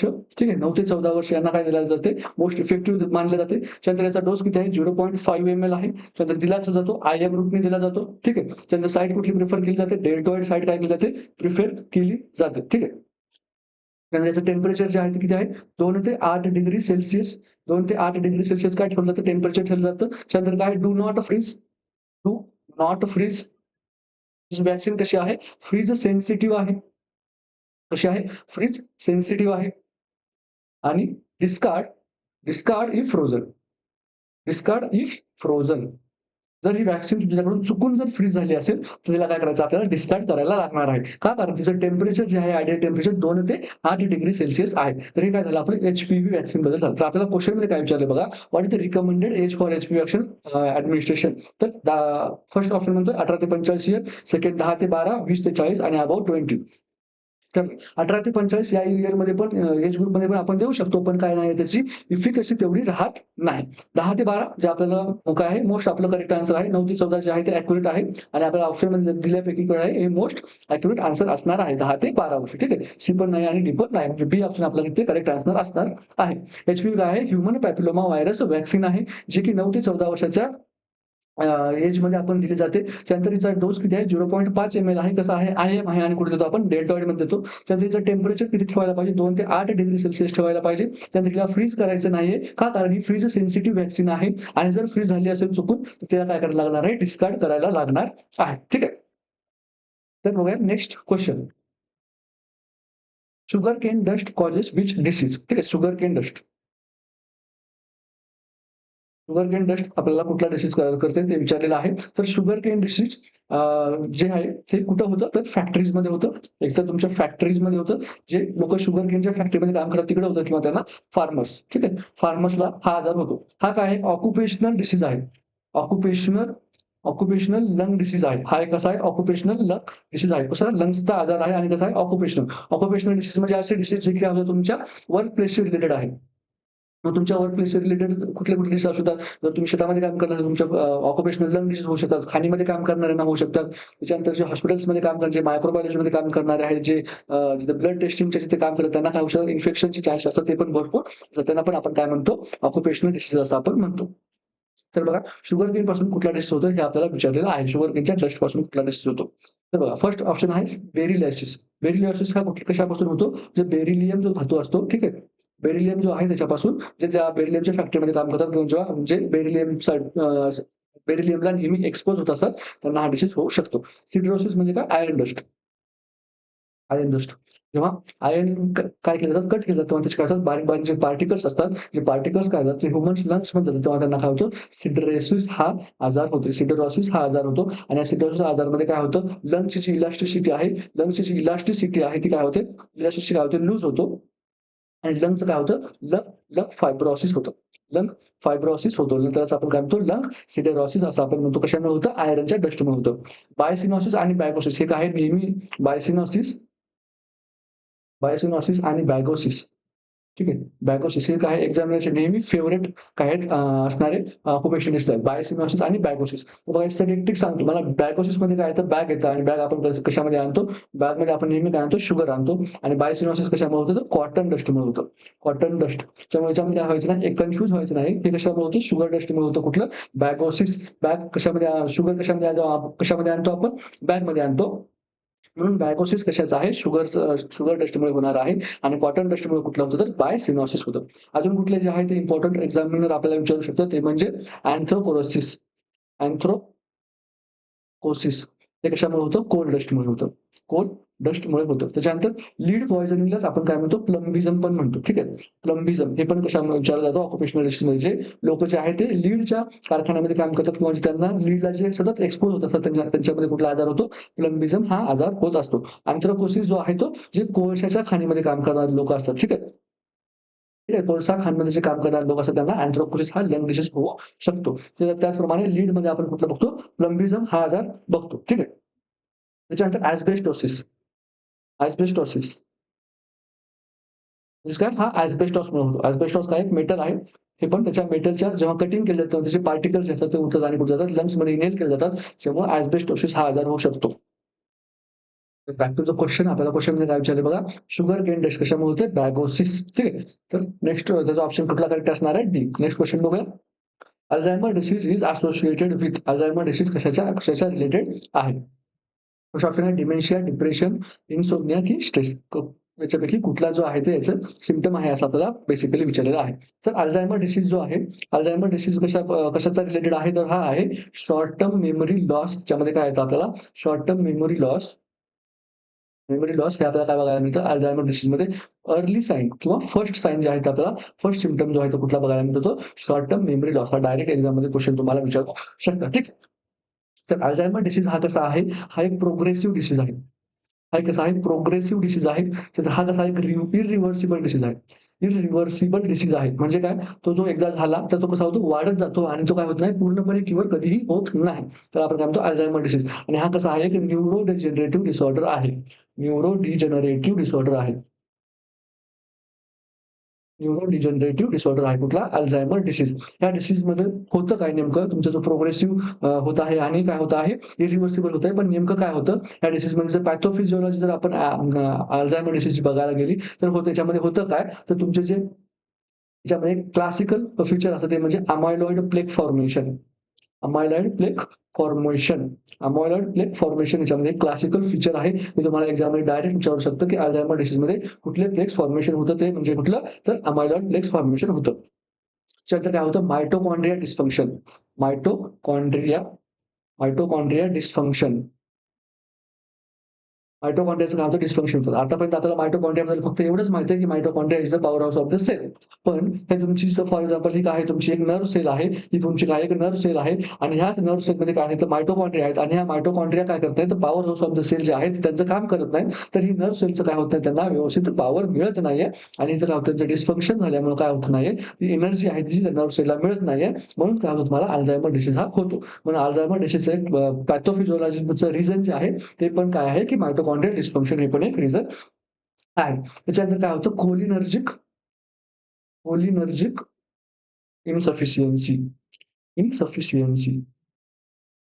कोलिनर्जिक इन्सफिशियन्सी. बघा, कोलिनर्जिक इन्सफिशियन्सी कोलिन काय आहे? एक ॲसिटिल कोलिन जो आहे, ॲसिटिल कोलिन हा काय आहे? एक न्यूरोट्रान्समीटर आहे. हा काय आहे? एक न्यूरोट्रान्समीटर आहे. न्यूरोट्रान्समीटर कुठे प्रेझेंट असतात? तर तुमच्या सिनॅप्सवर प्रेझेंट असतात. सिनॅप्सच्याच ठिकाणी कुठे असतात तुमचे ॲसिटिल कोलिन जे आहे ते ॲज अ न्यूरोट्रान्समीटर तिथं काम करतात. सिनॅप्स म्हणजे काय? जेव्हा 2 नर्व्हज असतात, ज्या 2 नर्व्हची एंडिंग असते, ठीक आहे. ज्या 2 नर्व्हची एंडिंग असते याला आपण काय म्हणतो? सिनॅप्स असं आपण म्हणतो. सिनॅप्स असं म्हणतो. फॉर एक्झाम्पल ही जी नर्व्ह आहे एक स्टिम्युलेशन्स घेऊन इकडून आलेली आहे. या साइडने ती काय करणार एक स्टिम्युलेशन घेऊन येत आहे. पण इथे काय आहे या दोघांच्यामध्ये एक जॉइंट आहे आणि ह्या जॉइंटच्या मध्ये तुमचं कोण असतो इथे? ह्या जॉइंटच्या मध्ये कोण असतं? ॲसिटिल्कोलीन सारखे दुसरे पण अजून न्यूरोट्रान्समीटर असतात जसं की गाबा आहे. ठीक आहे. हे काय करतात इथे न्यूरोट्रान्समीटर इथे प्रेझेंट असतात आणि ह्या न्यूरोट्रान्समीटरचं काम काय असतं? ह्या नर्व्ह एंडिंग पासून ह्या नर्व्ह एंडिंग पासून काय करणं हा मेसेज स्टिम्युलस काय करणं ट्रान्सफर करणं. आणि जर तिथे काय नसतील, हे न्यूरोट्रान्समीटर्सची डेफिशियन्सी असेल, इन्सफिशियन्सी असेल, तर काय होत नाही, तो मेसेज व्यवस्थित ट्रान्सफर होत नाही. मग हेच काय होतं अल्झायमर डिसीजमध्ये होतं. तुमचा जो मेसेज आहे तो काय होत नाही, सिनॅप्समधून पुढे जात नाही. ठीक आहे. अजून काय होतं? अजून होतं ते म्हणजे न्यूरल इन्फ्लामेशन. Neural inflammation. तुमचे जे नर्व्ह टिश्यू आहे त्याच्यामध्ये काय होतं? इन्फ्लामेशन होतं. थोडक्यामध्ये काय होतं? न्यूरायटिस त्या पेशंटला होत असतं. तर हे काय झाली आपली अल्झायमर डिसीजची काय झाली पॅथोफिजिओलॉजी किंवा झाली किंवा काय झाली जे रिझन्स असतात जे की अफेक्ट करतात आणि जे की रिस्पॉन्सिबल आहेत त्याच्यासाठी अल्झायमर डिसीजसाठी. कुठले? Amyloid plaque formation, mitochondria dysfunction, cholinergic insufficiency आणि न्यूरल इन्फ्लामेशन. हे काय असतात 4 मेजर कॉजेस असतात ज्याच्यामुळे काय तुम्हाला अल्झायमर हा डिसीज होत असतो. तर अल्झायमरचा डिसीजचा जेव्हा तुमच्याकडे पेशंट येतो, तेव्हा जेव्हा तो माईल्ड स्टेजमध्ये असतो, तेव्हा तुम्हाला काय सिम्प्टम्स बघायला मिळतात. मॉडरेट स्टेजमध्ये असतो, तेव्हा तुम्हाला काय सिम्प्टम्स बघायला मिळतात आणि सिव्हिअर स्टेजमध्ये असतो, तेव्हा तुम्हाला काय सिम्प्टम्स बघायला मिळतात. बघा, माइल्डमध्ये जेव्हा तो असतो, तेव्हा त्याला फक्त काय असतं, मेमरी लॉस असतो. मेमरी लॉस असतं आणि काय त्याच्या बिहेवियर चेंजेस बघायला मिळतात तुम्हाला. बिहेवियरल चेंजेस तुम्हाला बघायला मिळतात. म्हणजे काय, त्या पेशंटला काय लक्षात राहत नाही, म्हणजे त्याच्या छोट्या-छोट्या गोष्टी जसं की मी चावी कुठे ठेवली हे त्याला लक्षात राहणार नाहीये किंवा तो काय करणार, त्याचा जो चष्मा आहे, तो काय करणार, असं डोक्याला लावणार आणि पूर्ण घरभर शोधत बसणार, की बाबा मी चष्मा कुठे ठेवला, चष्मा कुठे ठेवला. त्यानंतर छोट्याशा गोष्टी जसं की पेन तो विसरून जातो. म्हणजे याला एक मायनर मेमरी लॉस जे आहे त्याला माईल्ड कंडिशन होत असतात आणि त्याच्यामुळे काय होतं, त्याचे बिहेवियर चेंजेस होत असतात. म्हणजे त्याला काय वाटतं बाबा, की मी जो आहे तो असा विसरगोळा आहे. त्याच्यामुळे त्याच्यामध्ये एक काय होतं, एक न्यूनगंड त्याच्यामध्ये निर्माण होतो, की मी काय आहे, एक कंपॅटिबल पर्सन नाही असं त्याला वाटत असतं. तर जेव्हा तो त्याची डिसीज जो आहे थोडासा अजून प्रोग्रेस होतो आणि तो काय जातो मॉडरेट स्टेजमध्ये तेव्हा जातो, तेव्हा त्याला काय व्हायला लागतात, कन्फ्युजन व्हायला लागतात. कन्फ्युजन व्हायला लागतात. त्यानंतर त्याला काय व्हायला लागतात, हॅल्युसिनेशन्स व्हायला लागतात. हॅल्युसिनेशन्स व्हायला लागतात. अजून त्याला काय व्हायला लागतं, तर डेल्युजन्स व्हायला लागतात. म्हणजे काय झालं, तो प्रॉपर त्याला काय झालंय सायकियाट्रिक कंडिशनमध्ये तो जात असतो. म्हणजे कन्फ्युजन म्हणजे काय, तर त्याला लक्षात राहत नाही, की मी आज जेवण केलं की नाही किंवा मी अंघोळ केली आहे की नाही. म्हणजे अशा त्यात आता मोठ्या-मोठ्या गोष्टी पण विसरायला लागतो. त्यानंतर त्याला जर एखादा पर्सन अचानक भेटला, जो त्या पर्सनला तो कधी मागच्या 10 ते 20 वर्षापासून ओळखतो आहे. त्याला पण तो काय करत नाही, ओळखत नाही. म्हणजे तो कन्फ्युजन स्टेटमध्ये असतो. हॅल्युसिनेशन म्हणजे काय, त्याला कुठलेतरी आवाज ऐकायला येतात, जे की रिअॅलिटीमध्ये प्रेझेंट नाहीये. त्याला काहीतरी दिसायला लागतं, ठीक आहे. त्यानंतर त्याला कुठलातरी स्मेल यायला लागतो, जो कधी प्रेझेंटच नाहीये. डेल्युजन म्हणजे काय, डेल्युजनमध्ये पण टाइप्स असतात. कुठल्या डेल्युजन ऑफ पर्सिक्युशन, डेल्युजन ऑफ ग्रँडिओसिटी. डेल्युजन ऑफ ग्रँडिओसिटी म्हणजे काय, त्याला वाटायला लागतं, की मी मी जो आहे तो काहीतरी स्पेशल आहे. माझ्यामध्ये काहीतरी स्पेशल पॉवर आहे. असं त्याला काय वाटायला लागतं, डेल्युजन ऑफ ग्रँडिओसिटीमध्ये वाटायला लागतं. डेल्युजन ऑफ पर्सिक्युशनमध्ये त्याला काय वाटायला लागतं, की मला मला कोणतरी मारायला येत आहे, असं पण त्या पेशंटला वाटत असतं. जेव्हा तो सिव्हिअर कंडिशनमध्ये जातो, ठीक आहे. जेव्हा तो त्याचा अल्झायमर डिसीज जो आहे तो सिव्हिअर कंडिशनमध्ये जातो, तेव्हा त्याला काय व्हायला लागतं, त्याची जी एबिलिटी आहे, एबिलिटी टू कम्युनिकेट काय झाली असते, लॉस झाली असते. एबिलिटी टू कम्युनिकेट काय होते, लॉस होते आणि त्याला काय होतं, डिफिकल्टी इन स्वॉलोइंग. त्याचे जे रिफ्लेक्सेस वगैरे आहेत ते पण काय होऊन सगळे रिफ्लेक्सेस पण त्याचे काय होतात, कमी होतात. ठीक आहे. त्याचे रिफ्लेक्सेस पण काय होतात, कमी होतात. एवढं जे आहे ते सिव्हिअर स्टेजला गेल्याच्या नंतर होऊ शकतं. तर अल्झायमर डिसीजवर एक रिसेंटली एक मूव्ही आलेला. ठीक आहे. एक रिसेंटली आलेला. त्या मूव्हीचं नाव तुम्ही काय करायचं कमेंटमध्ये सांगायचं आणि त्या मूव्हीचं एक सॉन्ग आहे ते पण खूप फेमस झालं होतं. तर तो तो जर मूव्ही बघितला तर तुम्हाला कळेल की अल्झायमर डिसीजचा जो कोर्स आहे तो कसा प्रोग्रेसिव्हली वाढत जातो आणि तो कसा एक इरिव्हर्सिबल डिसीज आहे. अल्झायमर डिसीजमध्ये काय होतं, डिमेन्शिया होत असतो. ठीक आहे. डिमेन्शिया फर्स्ट ऑप्शन काय म्हणतो आपला, डिमेन्शिया. डिमेन्शिया म्हणजे काय, मेमरी लॉस. डिप्रेशन होतं का, नाही. डिप्रेशन एक सेपरेट सायकियाट्रिक डिसऑर्डर आहे. इन्सोम्निया हा एक सिम्प्टम आहे जो की आपल्याला खास करून जे मेनियाचे पेशंट त्याच्यामध्ये बघायला मिळतो. आणि स्ट्रेस काय आहे, एक पॉझिटिव्ह फॅक्टर आहे कशासाठी, सायकियाट्रिक डिसऑर्डरसाठी आणि बऱ्याचशा ज्या न्यूरोटिक डिसऑर्डर्स आहेत त्यांच्यामध्ये पण स्ट्रेस हा एक कारणीभूत घटक असतो. सायकियाट्रिक आणि न्यूरोटिकमध्ये एक मोठा डिफरन्स काय असतो, सायकियाट्रिक डिसीज म्हणजे असे डिसीज जे की तुमच्या सायकियाट्रिक कंडिशनमुळे होतात. ठीक आहे. सायकियाट्रिक कंडिशन म्हणजे काय त्याच्यामध्ये काय होतं, पेशंट काय होतो डिप्रेशनमध्ये त्याचे बिहेवियर चेंजेस होणं. ठीक आहे. त्याला आपण काय म्हणतो सायकियाट्रिक डिसीज म्हणतो. आणि न्यूरोटिक डिसीज म्हणजे कुठले डिसीज, असे डिसीज ज्यांचा पॉझिटिव्ह एजंट्स असतात. म्हणजे काय तुमचं न्यूमोनिया झालं, त्याच्यानंतर तुम्हाला हार्ट अटॅक वगैरे झाले. हे काय झाले तुमचे न्यूरोटिक डिसीज झाले. सायकियाट्रिक डिसीज आणि न्यूरोटिक डिसीज काय ब्रॉडली 2 क्लासिफिकेशन आहेत. जेव्हा आपण हेल्थची डेफिनिशन बघतो तेव्हा आपण काय बघतो, मेंटल हेल्थ बघतो आणि फिजिओलॉजिकल हेल्थ बघतो. तर फिजिओलॉजिकल हेल्थमध्ये येणारे जेवढे डिसीज आहेत ते काय म्हणतात, त्याला आपण काय म्हणतो न्यूरोटिक डिसऑर्डर्स असं आपण म्हणतो. आणि मेंटल हेल्थमध्ये जेवढे डिसीज आहेत त्यांना आपण काय म्हणतो सायकियाट्रिक डिसऑर्डर्स असं आपण म्हणतो. तर हा काय मोठा डिफरन्स आहे. ठीक आहे. जर आपण जास्त खोलामध्ये नाही गेलो तर सायकियाट्रिक आणि न्यूरोटिक्स आपण एक ब्रॉडली आपण त्यांना असं डिव्हाईड करू शकतो. ठीक आहे. तर नेक्स्ट क्वेश्चन बघूया. What is the classification of degloving injury? तर बघा, इंजुरीमध्ये आपल्याला फर्स्ट ऑप्शन दिला आहे बर्न, लॅसरेशन, थर्ड आहे अव्हर्जन आणि फोर्थ आहे अब्रेजन. तर आपल्याला काय सांगायचं, हे इंजुरीचे काही टाइप्स असतात. तर बघा, बर्नमध्ये आपल्याला काय होतं, बर्न कसा असू शकतो? थर्मल असू शकतो, केमिकल असू शकतो आणि इलेक्ट्रिकल पण असू शकतो. ठीक आहे. बर्नवर जो आहे ते आपण ब्रह्मास्त्र सीरीज जी आहे ती ठीक आहे आपली. ब्रह्मास्त्र सीरीजमध्ये आपण जेव्हा आपण काय करत होतो इंटिग्युमेंटरी सिस्टमच्या थिअरी बघत होतो आणि एम-सी-क्यू बघत होतो, तेव्हा आपण ब्रह्मास्त्र सीरीजमध्ये काय केलं याला चांगलं एक्सप्लेन केलेलं आहे. तर तो एपिसोड तुम्ही जाऊन बघू शकता. आय थिंक 2nd किंवा 3rd एपिसोड असेल. त्याच्यामध्ये काय केलं थिअरी आणि एम-सी-क्यू मी दोन्ही पण क्लिअर केलेले आहेत. त्यामुळे तुम्हाला तिथे जर तुम्ही एकदा बर्न बघितला तुम्हाला त्या बर्नच्या बद्दल सर्व तुमच्या ज्या आतापर्यंत जेवढे काही कन्फ्युजन वगैरे असतील तर ते सगळे निघून जातील. म्हणजे बर्नला कसं क्लासिफाय करायचं first degree, second degree, third degree आणि फोर्थ डिग्री. त्यानंतर त्याचं फ्लुइड कॅल्क्युलेशन कसं करायचं, एरिया कॅल्क्युलेशन कसं करायचं, अँटिबायोटिक्सचा रेजिमेंट कसा असायला पाहिजे हे आणि त्याच्यानंतर जे मोस्ट एक्सपेक्टेड एम-सी-क्यू आहे ते पण मी तुम्हाला ब्रह्मास्त्र सीरीजमध्ये बर्नवरचे सगळे क्लिअर केलेले आहेत. तुम्ही जर नसेल बघितलं आतापर्यंत आपलं ब्रह्मास्त्र सीरीजचं तिथं तुम्ही जाऊन बघू शकता. इंटिग्युमेंटरी सिस्टममध्ये मी ते कव्हर केलेलं आहे. ठीक आहे. त्यानंतर बघा सेकंड ऑप्शन आहे लॅसरेशन. लॅसरेशन आपण कधी म्हणतो? लॅसरेशन आपण कधी म्हणतो? जेव्हा काय झालं तुमचं फॉर एक्झाम्पल हे काय तुमची स्किन आहे आणि ह्या स्किनमध्ये काय एक शार्प कट आहे असा इथे. एक असा कट आहे त्याला आपण काय म्हणतो लॅसरेशन. मग ह्या लॅसरेशनला आपण कसं रिपेअर करू शकतो? आपण काय करतो अशी ते सुचर देतो आणि या सुचरने आपण काय करतो लॅसरेशनला कव्हर करू शकतो. त्याला आपण काय म्हणतो लॅसरेशन असं आपण म्हणतो. नंतर बघा आवर्जन. आवर्जन म्हणजे काय? हा तुमचा एखादा बॉडी पार्ट आहे. फॉर एक्झाम्पल हा काय तुमचा पाय आहे. ठीक आहे. हा पाय आहे आणि इथे काय झालं हा पूर्ण जो पार्ट आहे हा काय झाला पूर्ण असा डिटॅच झाला आणि ते फ्लॅप तयार झालेली आहे आणि हे तयार होऊन इथं काय झालं ते नंतर हे तुमचा जो पाय आहे, पाय जो आहे त्याची अशी फ्लॅप बनलेली आहे. ठीक आहे. अशी फ्लॅप बनलेली आहे. त्याला आपण काय म्हणतो आवर्जन म्हणतो. आवर्जन म्हणजेच काय?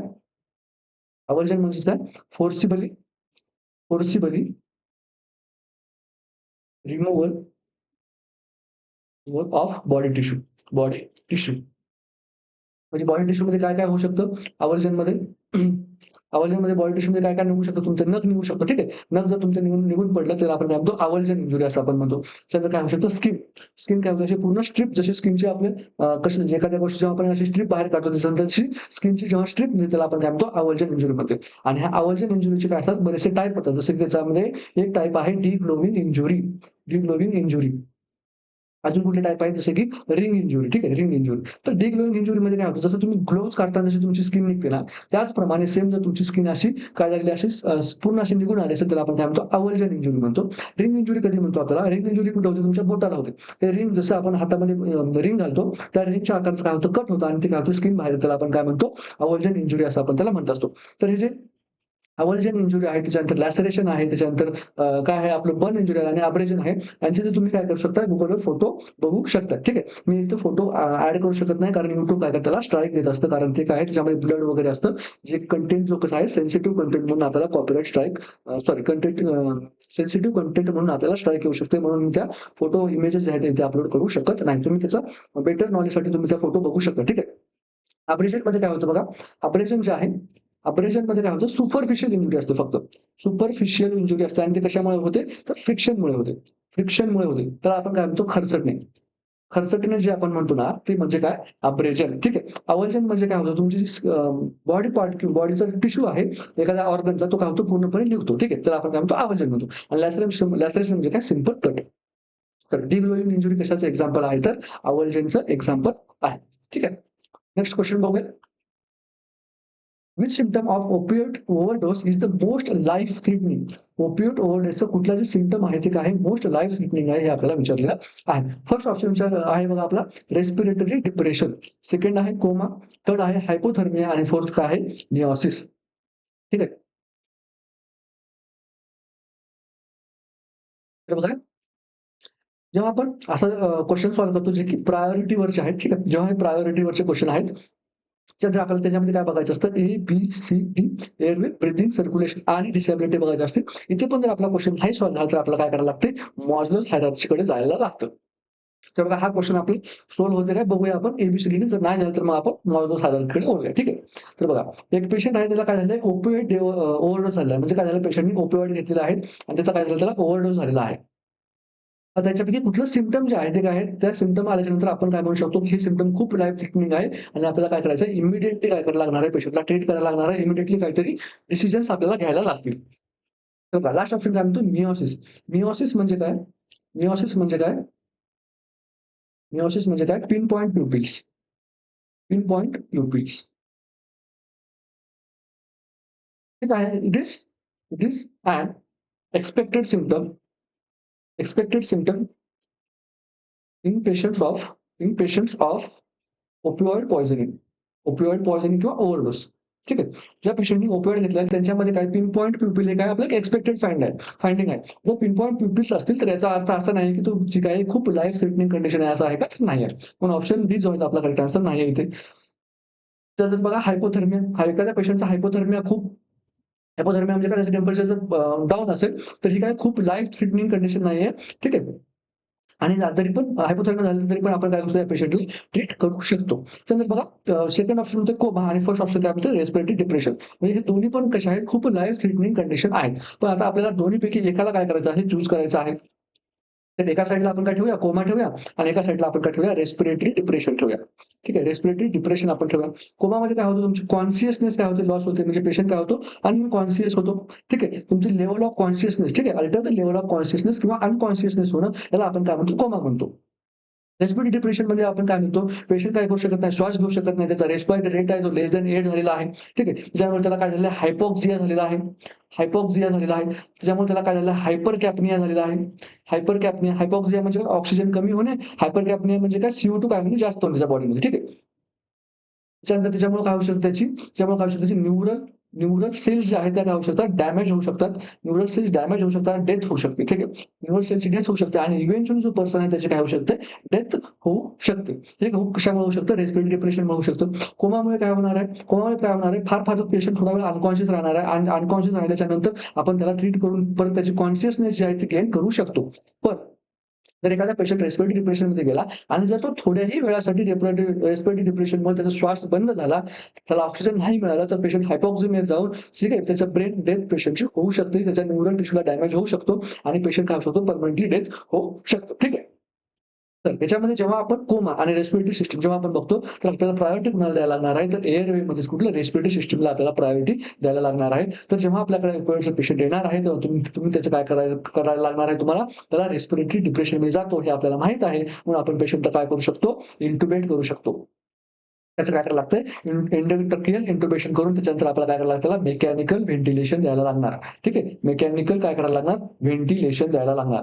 मेकॅनिकल व्हेंटिलेशन द्यायला लागणार आणि त्याच्यानंतर त्याचा अँटिडोट कुठला आहे, ओपिओइडचा अँटिडोट कुठला आहे, नॅलॅक्झोन. ठीक आहे. नॅलॅक्झोन हा काय त्याचा अँटिडोट आहे. तर जेव्हा तुमच्याकडे पेशंट येतो, ठीक आहे, तर आपल्याला काय करायचं आहे, फर्स्ट प्रायोरिटी आपली कशी असणार आहे, एअरवे असणार आहे. ठीक आहे. जर तुम्हाला फॉर एक्झाम्पल हा जो क्वेश्चन आहे, ह्या क्वेश्चनमध्ये कोमाच्या ऐवजी जर इथे तुम्हाला विचारलं असतं की ॲडमिनिस्टर नॅलॅक्झोन, तुम्हाला क्वेश्चन असा दिला असता की which is the priority in the patients of opioid overdose. ठीक आहे. तुमच्याकडे एक पेशंट आलेला आहे, ओपिओइड ओव्हरडोस आहे, त्याच्यामध्ये तुमची प्रायोरिटी काय असली पाहिजे. फर्स्ट ऑप्शन तुम्हाला दिला कुठला, की त्याचं काय करा, रेस्पिरेटरी त्याचे हे आहेत त्याच्यावर तुम्ही काम करा. सेकंड दिलं तुम्हाला की नॅलॅक्झोन त्याच्यामध्ये ॲडमिशन करा. थर्ड दिलं तुम्हाला की त्याचा हायपोथर्मिया ट्रीट करा आणि फोर्थ दिलं तुम्हाला की नन ऑफ द अबोव्ह असं तुम्हाला फॉर एक्झाम्पल ऑप्शन दिलेले आहेत. तर तुम्हाला फर्स्ट आणि सेकंड, फर्स्टमध्ये काय विचारलं तुम्हाला, त्याचं इंट्युबेशन करणार आणि सेकंड तुमच्याकडे ऑप्शन आहे नॅलॅक्झोन ॲडमिशन करणार. तर दोन्हीपैकी तुम्ही कुणाला प्रायोरिटी देणार. तर बघा, नॅलॅक्झोन तर काय आहे की ओपिओइडचा अँटिडोट आहे. मग हा तुम्ही अगोदर द्यायला पाहिजे, की जो पेशंटचं काय झालं, रेस्पिरेटरी डिप्रेशन झालं त्याच्यामुळे तुम्ही त्याला इंट्युबेशन पहिल्यांदा केलं पाहिजे. तर अशा वेळेस तुम्ही काय करायचं, प्रायोरिटी कुणाला द्यायची, प्रायोरिटी द्यायची आहे तुम्ही रेस्पिरेशनला. ठीक आहे. प्रायोरिटी तुमची पहिली प्रायोरिटी असायला पाहिजे त्याची रेस्पिरेशन. तुम्ही त्याला काय करणार, इंट्युबेट करणार आणि त्याला काय करणार, मेकॅनिकल व्हेंटिलेशन देणार. कधी, जर तो रेस्पिरेटरी डिप्रेशनमध्ये असेल तर. जर तो रेस्पिरेटरी डिप्रेशनमध्ये नसेल, म्हणजे जो पेशंट व्हॉलंटरीली ब्रीथिंग करत असेल, तर तुम्हाला काही करायची गरज आहे का, नाही. ठीक आहे. आणि त्याच्यानंतर मग तुम्ही काय करणार, नॅलॅक्झोन ॲडमिनिस्टर करणार. आणि जर पेशंटमध्ये काय नाहीये, रेस्पिरेटरी डिप्रेशन नाहीये, पेशंट काय फक्त त्याचे पिन पॉइंट टोटल सबप्युपिल्स आहेत आणि जे एक्सपेक्टेड सिम्प्टम्स आहेत in case of opioid poisoning ते प्रेझेंट आहेत, तर तुम्ही फक्त नॅलॅक्झोन पाहिजे नाही. तर तरी पण तुम्ही त्याला इंट्युबेट करणार आहात का, तर नाही. तर त्याला इंट्युबेट करण्याची गरज नाही. का? कारण त्याचा रेस्पिरेटरी मसल्स जे आहेत त्या काय करतात, स्पॉन्टेनियसली ब्रीथिंग करत असतात. तर ते करत असताना आपल्याला इंट्युबेट करण्याची गरज नाही किंवा त्याला मेकॅनिकल व्हेंटिलेशन प्रोव्हाईड करायची गरज नाही. जस्ट त्याला काय करायचं, इंजेक्शन नॅलॅक्झोन ॲडमिशन करा. पेशंट काय होईल, थोड्या वेळामध्ये रिकव्हर होऊन जाईल. ठीक आहे. तर हा आपला क्वेश्चन कशाचा बद्दल होता, ओपिओइड ओव्हरडोस बद्दल. त्याचा आन्सर काय असणार आहे, फर्स्ट काय असणार आहे, आन्सर असणार आहे रेस्पिरेटरी डिप्रेशन. याच्यावर काय करायचं, हे खूप लाईफ थ्रेटनिंग आहे in case of opioid overdose. त्याच्यामध्ये आपल्याला काय करायला, लगेच काय करायला लागणार, डिसिजन घ्यायला लागणार, पेशंटला लगेच इंट्युबेट करून मेकॅनिकल व्हेंटिलेशनवर घ्यायला लागणार. त्याच्यानंतर मग आपण काय करू शकतो, पेशंटला इंजेक्शन नॅलॅक्झोन देऊन काय करू शकतो, अँटिडोट जो आहे कुठला, इंजेक्शन नॅलॅक्झोन, तो आपण ॲडमिशन करू शकतो आणि त्याच्यानंतर बाकीचे सिम्प्टोमॅटिक थेरपी आपल्याला स्टार्ट करायला लागते. तर बघा नेक्स्ट क्वेश्चन आपलं, diagnosis is a priority for a confused client with carbon monoxide poisoning. एक क्लायंट आलेला आहे तुमच्याकडे आणि त्याला काय झालेलं आहे, कार्बन मोनॉक्साईडची काय झालेली आहे, पॉइझनिंग झालेली आहे आणि त्याच्यामध्ये तुमचं नर्सिंग डायग्नोसिस विचारलेलं आहे. तुम्हाला काय करायचं, त्याच्यावर एक नर्सिंग डायग्नोसिस बनवायचं आहे. नर्सिंग डायग्नोसिस बनवायचं आहे आणि ऑन ऑन कसं, priority basis. On priority basis. Priority बेसिसवर तुम्हाला काय करायचं, नर्सिंग डायग्नोसिस बनवायचं आहे. तर खालीलपैकी तुम्ही कुठलं जे आहे ते प्रायोरिटी नर्सिंग डायग्नोसिस चूज करणार आहात. तर बघा फर्स्ट ऑप्शन काय म्हणतोय, डिस्टर्ब थॉट.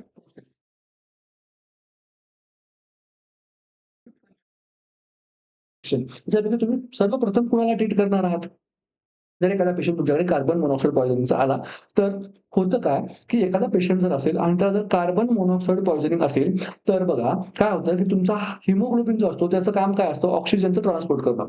ऑक्सिजनचं ट्रान्सपोर्ट करणं त्याचं काम असतं. पण जेव्हा तिथे कार्बन मोनॉक्साईड प्रेझेंट असतो, तो Hb काय करतो, ऑक्सिजन सोबत बाइंड न होता, ऑक्सिजन सोबत बाइंड न होता काय होतो, कार्बन मोनॉक्साईड सोबत बाइंड होतो. कार्बन मोनॉक्साईड सोबत बाइंड होतो आणि बॉन्ड होऊन काय बनवतो, कार्बॉक्सी हिमोग्लोबिन बनवतो. कार्बॉक्सी हिमोग्लोबिन बनवतो. त्याला नॅचरली त्याने काय बनवायला पाहिजे, ऑक्सिजन सोबत बाइंड होऊन ऑक्सी हिमोग्लोबिन बनवायला पाहिजे. पण तो काय बनवतो, कार्बॉक्सी हिमोग्लोबिन बनवतो. का? कारण Hbची जी आहे ती affinity towards carbon monoxide is 200% more than towards oxygen. म्हणजेच काय, तर जे Hb आहे त्याची जी अफिनिटी आहे, त्याची जी कॅपॅसिटी आहे टू बाइंड, ती कुणाकडे जास्त आहे, कार्बन मोनॉक्साईडकडे जास्त आहे. किती पट? ऑक्सिजनपेक्षा 200 पट काय करू शकतो, तो जास्त कार्बन मोनॉक्साईडला लाईक करतो.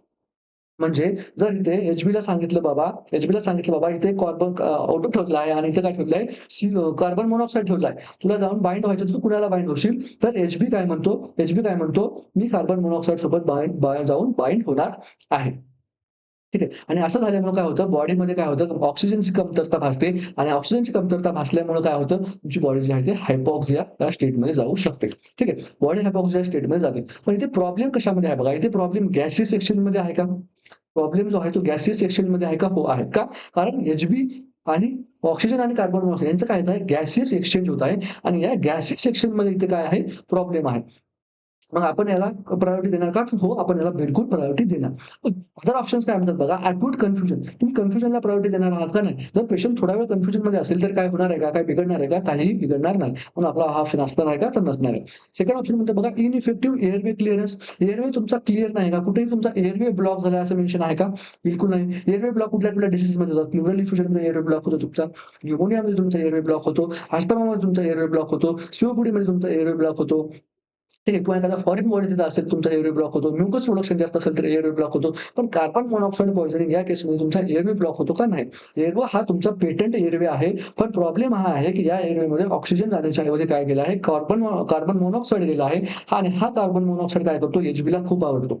हा Hbला खूप आवडतो आणि आवडतो तो काय बनवतो, जाऊन कार्बॉक्सी हिमोग्लोबिन बनवतो आणि हा कार्बॉक्सी हिमोग्लोबिन इरिव्हर्सिबल असतो. म्हणजे जर एखाद्या हिमोग्लोबिनला कार्बन मोनॉक्साईड जर तिथे बाइंड झाला, तर त्या हिमोग्लोबिनला परत ऑक्सिजन कधीही बाइंड होऊ शकत नाही. म्हणून काय होतं, ते हिमोग्लोबिन जे आहे, तो ऑक्सिजनची कॅरिंग कॅपॅसिटी काय होते, कमी होते आणि ऑक्सिजन तुमच्या टिश्यूकडे जात नाही. म्हणजे तुमचा टिश्यू काय होतो, हायपॉक्सिया स्टेटमध्ये जातो. म्हणून आपल्याला काय करायला लागणार आहे, इम्पेड गॅसेस एक्सचेंज. ह्याच्यावर तुम्हाला सर्वात पहिले काय करायला लागणार आहे, नर्सिंग डायग्नोसिस बनवायला लागणार. त्याच्यावर तुम्हाला नर्सिंग केअर प्लॅन त्याच्यावर पहिले बनवायला लागणार. ठीक आहे. फर्स्ट ऑप्शन काय म्हणतो बघा आपला, हे पण आहे, डिस्टर्ब थॉट प्रोसेस. तुमची थॉट प्रोसेस म्हणजे काय? तुमची विचार करण्याची क्षमता जी आहे, ती काय झाली आहे, डिस्टर्ब झाली आहे. तर हा तुमचा प्रायोरिटी नर्सिंग डायग्नोसिस असायला पाहिजे का? नाही. तुमची प्रायोरिटी नर्सिंग डायग्नोसिस कशी असायला पाहिजे? लाईफ सेव्हिंग असायला पाहिजे. तुमची नर्सिंग डायग्नोसिस जे असतात ते कसे असायला पाहिजे? प्रायोरिटी बेसिसवर असायला पाहिजे. मग तुमच्या पेशंटची तुम्ही नीड बघितली पाहिजे. त्यानंतर ठीक आहे, त्यानंतर त्याची सिव्हिरिटी बघितली पाहिजे. पेशंटला खरंच गरज आहे का? गरज असेल तर त्याची किती प्रमाणात गरज आहे, हे पण तुम्ही बघायला पाहिजे. त्याच्यानुसार आपल्या नर्सिंग डायग्नोसिसची प्रायोरिटी ठरत असते. ठीक आहे. आपले नर्सिंग डायग्नोसिस जे असतात कसे असतात? क्लायंट सेंटर्ड असतात. डिसीज सेंटर असतात का? नाही. डिसीज सेंटर ट्रीटमेंट कशी असते? फिजिशियन्सची असते. त्यांची जी ट्रीटमेंट असते ती कशी असते? डिसीज सेंटर असते. नर्सिंग केअर आणि जे डॉक्टरांचा हे आहे, ट्रीटमेंटची जी मॉडॅलिटी आहे ती कशी असते? डिसीज सेंटर असते. पण नर्सेसची जी ट्रीटमेंट देण्याची, केअर करण्याची पद्धत असते ती कशी असते? क्लायंट सेंटर असते. म्हणजे जे क्लायंटला काय गरज आहे ते आपण देत असतो. ठीक आहे. मग याच्यानंतर इम्पॅक्ट गॅस एक्सचेंज ही जी कन्सेप्ट आहे, त्यामध्ये काय होतं, तुमचं गॅसेस सेक्शनमध्ये प्रॉब्लेम येत आहे. म्हणून आपण आपला जो प्रायोरिटी नर्सिंग डायग्नोसिस कुठला असला पाहिजे, इम्पेड गॅस एक्सचेंज असायला पाहिजे, ना की इनइफेक्टिव्ह एअरवे क्लिअरन्स किंवा थॉट प्रोसेस किंवा कन्फ्युजन. याची आपल्याला काय घेणं नाही का? नाही. थोड्या वेळानंतर आपण त्याला ट्रीट करू शकतो. पण आपल्याला अगोदर काय ट्रीट करायचं आहे, तर इम्पेड गॅसेस एक्सचेंज हे आपल्याला अगोदर ट्रीट करायचं आहे. ठीक आहे. इथे डी ऑप्शन आपला काय असणार आहे? करेक्ट आन्सर असणार आहे. नेक्स्ट क्वेश्चन बघूया. When planning care for a client who has ingested phencyclidine. ठीक आहे. फेनसायक्लिनिडीन हा काय आहे? हा एक अॅनेस्थेटिक ड्रग होता. त्याला आपण पी-सी-पी सुद्धा म्हणतो. पी-सी-पी हा काय होता? अॅनेस्थेटिक ड्रग होता. ठीक आहे. अॅनेस्थेटिक ड्रग होता, जो की काय आहे? करंटली कसा आहे? बॅन आहे. करंटली बॅन आहे.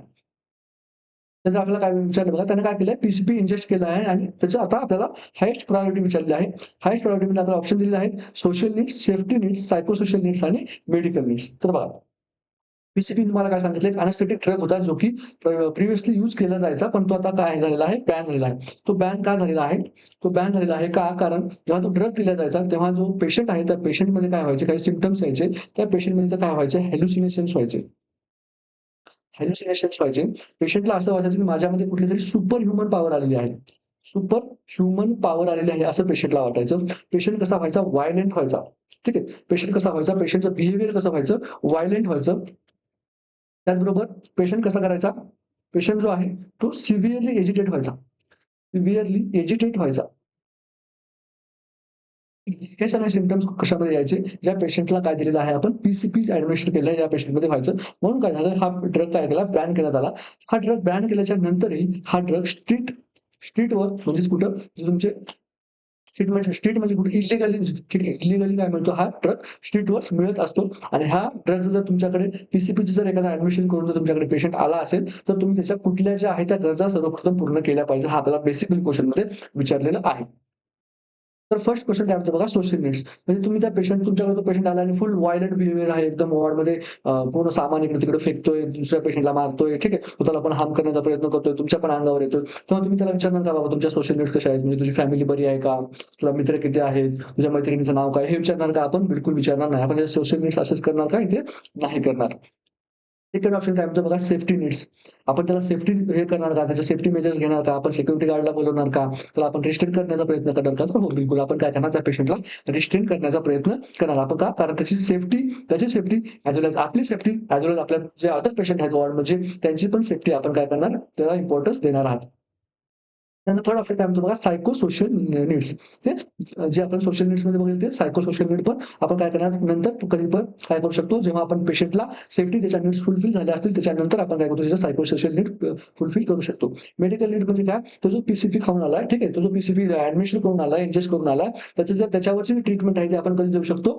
जोपर्यंत पेशंट काय आहे त्याचं व्हायलेंट बिहेवियर कमी होत नाहीये, जोपर्यंत पेशंट एजिटेटेड आहे, तोपर्यंत आपण त्याला कुठल्याही प्रकारचे ड्रग ॲडमिशन करू शकतो का नाही? आणि जर आपण ड्रग ॲडमिशन करायचं तर आपल्याला इंट्राकॅथ लावायला लागणार, व्हेनस ॲक्सेस घ्यायला लागणार आणि तो अशा कंडिशनमध्ये आपल्याला व्हेनस ॲक्सेस घेऊ देणार आहे का? नाही.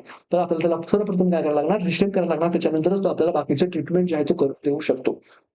ठीक आहे. तर हा क्वेशन सॉल्व्ह करण्यासाठी आपल्याला काय हेल्प करू शकतो इथं? मॉर्लोज हायरार्की. मी तुम्हाला आतापर्यंत काय सांगितलं की A, B, C, D, airway, breathing, circulation आणि काय? डिसॅबिलिटी. इथे जर आपला क्वेशन सॉल्व्ह होत नसेल, तर आपल्याला कुठे जायला लागतं? मॉर्लोज हायरार्कीकडे जायला लागतं. तर आज काय करायला लागणार आपल्याला? मॉर्लोज हायरार्की आपल्याला आज फायनली शिकायचं आहे. तर बघा, मॉर्लोने काय सांगितलं होतं? मॉर्लोने काय सांगितलं? काही ज्या नीड्स आहेत त्याला काय केलं होतं? त्यांनी क्लासिफाय केलं होतं, की कुठल्या नीड्स ज्या आहेत ते सर्वप्रथम फुलफिल करायला पाहिजे. त्यानंतर कुठल्या नीड्स फुलफिल करायला पाहिजे. त्याने एक ऑर्डर सांगितली होती. ठीक आहे. तर हा जो मॉझलोचा ट्रायंगल होता, हा ट्रायंगल जशाच्या तसा एक्झाममध्ये विचारला जातो किंवा हां, याच्या बेसवर कुठला बेसला काय असतं, त्याच्यानंतर याच्या टॉप मोस्टला, अपेक्सला कुठला जी नीड्स असते ते आपल्याला विचारू शकतात. तर बघा, खाली सर्वात प्रथम आपल्याला जे असतात त्या फिजिओलॉजिकल नीड्स असतात. Physiological needs. फिजिओलॉजिकल नीड्स जे असतात ते आपल्या सर्वप्रथम येतात. फिजिओलॉजिकल नीड्स म्हणजे काय तुमच्या मूलभूत गरजा आहे एकदम. अन्न, वस्त्र, ठीक आहे. निवारा हे काय तुमच्या फिजिओलॉजिकल नीड्स आहेत. त्याच्यानंतर कुठलं ऑक्सिजन, ठीक आहे तुमची फिजिओलॉजिकल नीड्स आहे. याच्याशिवाय तुम्ही जगू शकता का? नाही. ठीक आहे. त्याशिवाय तुम्ही जगूच शकत नाही. याला काय म्हणतो आपण? फिजिओलॉजिकल नीड्स होतो, ज्या की काय झाल्या पाहिजे?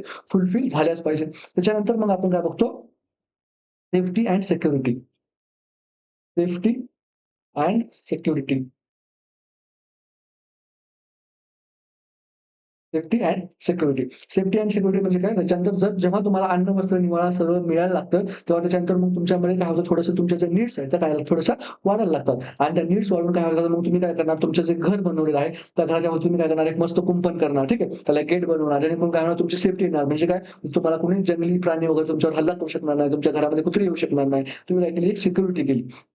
तुमच्यासाठी काय केली, सेफ्टी केली. मग सिक्युरिटी सेफ्टीमध्ये तुम्ही फक्त हे तेवढंच केलं का नाही. मग तुम्ही काय केलं, तुमची प्रॉपर्टी बनवली, तुमचा एक एरिया बनवला, ठीक आहे. ती प्रॉपर्टीवर तुम्ही तुमचा हक्क सांगितला. त्यामुळे काय झालं, तुमची जी प्रॉपर्टी जी आहे ती काय झाली, सेफ आणि सिक्युअर झाली. म्हणजेच आणि त्याच्यानंतर मग बघा ही ज्या नीड्स ज्या आहेत आपल्या सेफ्टी आणि सिक्युरिटी ती फुलफिल झाल्याच्या नंतर मग आपण काय करतो, लव्ह अँड बिलॉन्गिंगनेस.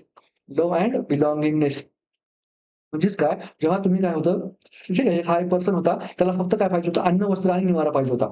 अन्न, वस्त्र आणि काय पाहिजे होता, निवारा पाहिजे होता. ठीक आहे. मग त्याला काय झालं, फर्स्ट पेजमध्ये त्याला निवारा तर मिळाला. ठीक आहे. त्याला काय झालं, हा निवारा मग त्याने काय घर बांधलं. ठीक आहे. हे घर बांधलं. त्याच्यानंतर मग त्याने सेफ्टी आणि सिक्युरिटीसाठी काय केलं त्याने, एक ह्या घराच्या भोवती काय केलं, कुंपण तयार केलं. ठीक आहे. आणि इथं काय बनवलं, एक मस्त एक छोटासा गेट पण बसवला आणि इथून त्याने काय केलं, असा रस्ता केला त्याच्या घराला जाण्यासाठी. ठीक आहे. हे काय झालं, त्याची सेफ्टी आणि सिक्युरिटीसाठी त्याने काय केलं, की त्याने सेकंड मेथड त्याने केली. फर्स्ट कुठला होता, अन्न, वस्त्र, निवारा, फिजिओलॉजिकल नीड त्याची फर्स्ट नीड होती. सेकंड नीड होती त्याची कुठली, सेफ्टी आणि सिक्युरिटी. थर्ड नीड त्याची काय, लव्ह अँड बिलॉन्गिंगनेस. मग त्याने काय केलं, एका पार्टनरसोबत लग्न पण केलं, म्हणजे त्याचं काय लव्ह आणि प्रेम त्यांनी काय केली, त्याची फॅमिली जी आहे ती कंप्लीट केली. म्हणजे मॉर्गेज हायरार्की लॉ आपल्याला काय सांगतोय, अगोदर काय करा, तुम्ही अगोदर तुमच्या लाईफमध्ये सिक्युअर व्हा, प्रॉपर्टी बनवा, सिक्युरिटी बनवा. त्याच्यानंतर तुम्ही काय करा, लव्ह आणि बिलॉन्गिंगनेस या भानगडीमध्ये आपल्याला पडायचं आहे. हे आपल्याला मॉर्गेज हायरार्की लॉ हे पण सांगत आहे. त्यामुळं दुसऱ्यांचं ऐकायचं नसेल तर ऐकू नका, पण या मॉर्गेजचं तरी ऐका. ठीक आहे. याने काय बनवला, पूर्ण एक लॉ बनवला आणि लॉ आपण काय करू शकत नाही, मोडू शकत नाही. त्यामुळे सेफ्टी आणि सिक्युरिटी त्याच्यानंतरच काय आहे, लव्ह आणि बिलॉन्गिंगनेस आहे. हा मॉर्गेजचा लॉ आपल्याला सांगत असतो. ठीक आहे. ऐकायचं असेल तर ऐका बाबा, लॉ मॉर्गेज नंतर सांगितलेलं आहे. त्याच्यानंतर आपल्याला काय बघायला मिळतं, सेल्फ इस्टीम. Self esteem. ठीक आहे. जेव्हा मग आपल्याला पूर्ण आपली फॅमिली कंप्लीट होऊन जाते, तेव्हा मग आपल्याला काय येतं, एक सेन्स ऑफ अचिव्हमेंट येते. ठीक आहे. एक सेन्स ऑफ अचिव्हमेंट येते. एक काय येतं, कॉन्फिडन्स येतो. ठीक आहे. त्याला काय म्हणतो आपण, सेल्फ एस्टीम म्हणतो. आणि त्याच्यानंतर मग आपलं काय येतं, सेल्फ ॲक्चुअलायझेशन. सेल्फ ॲक्चुअलायझेशन. सेल्फ ॲक्चुअलायझेशन त्याच्यानंतर मग ह्या सर्व नीड्स ज्या आहेत त्या कंप्लीट झाल्याच्या नंतर मग मानसिक कशाच्या गोष्टी करायला लागतात, मोरॅलिटीच्या गोष्टी करायला लागतात. ठीक आहे. आध्यात्मिकतेच्या गोष्टी करायला लागतात. त्याच्यानंतर सर्वात शेवटची स्टेज येते ती कुठली, सेल्फ ॲक्चुअलायझेशन. म्हणजे जे माणसं असतात बघा, ज्यांच्याकडे सर्व काही आहे, ते नंतर काय म्हणतात, आध्यात्मिक मार्गाने जायला लागतात. आपण खूप सारं बघितलं असेल, की कुठलेतरी एखादा प्रोफेसर वगैरे असतात, खूप साऱ्या मोठे, त्यांच्याकडे खूप पैसा असतो आणि सगळं सोडून काय करतात ते, साधू वगैरे बनतात, संत वगैरे बनतात. ठीक आहे.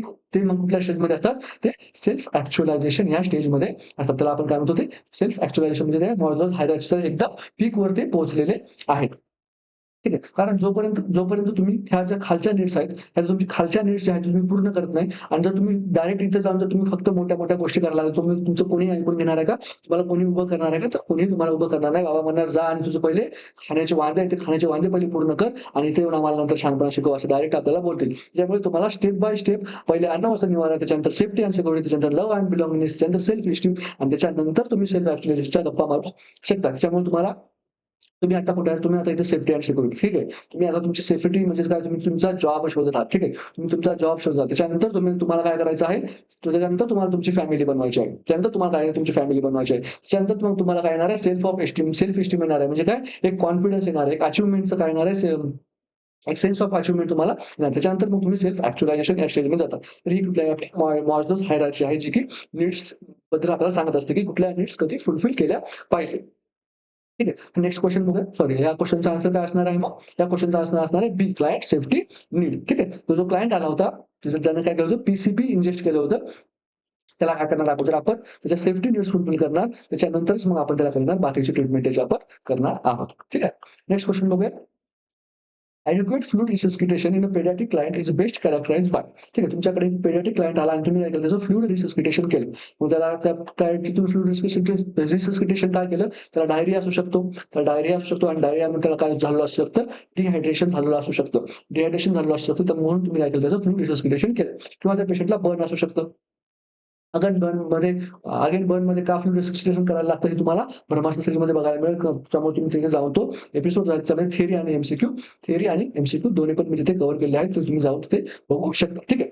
तर अशा क्लायंटला तुम्ही काय करता, फ्लूइड रिसस्किटेशन देत होतात आणि त्याच्यानंतर त्याचं युरिन आउटपुटवरून तुम्हाला सांगायचं आहे, की ते फ्लूइड रिसस्किटेशन जे आहे ते इफेक्टिव्ह आहे का नाही?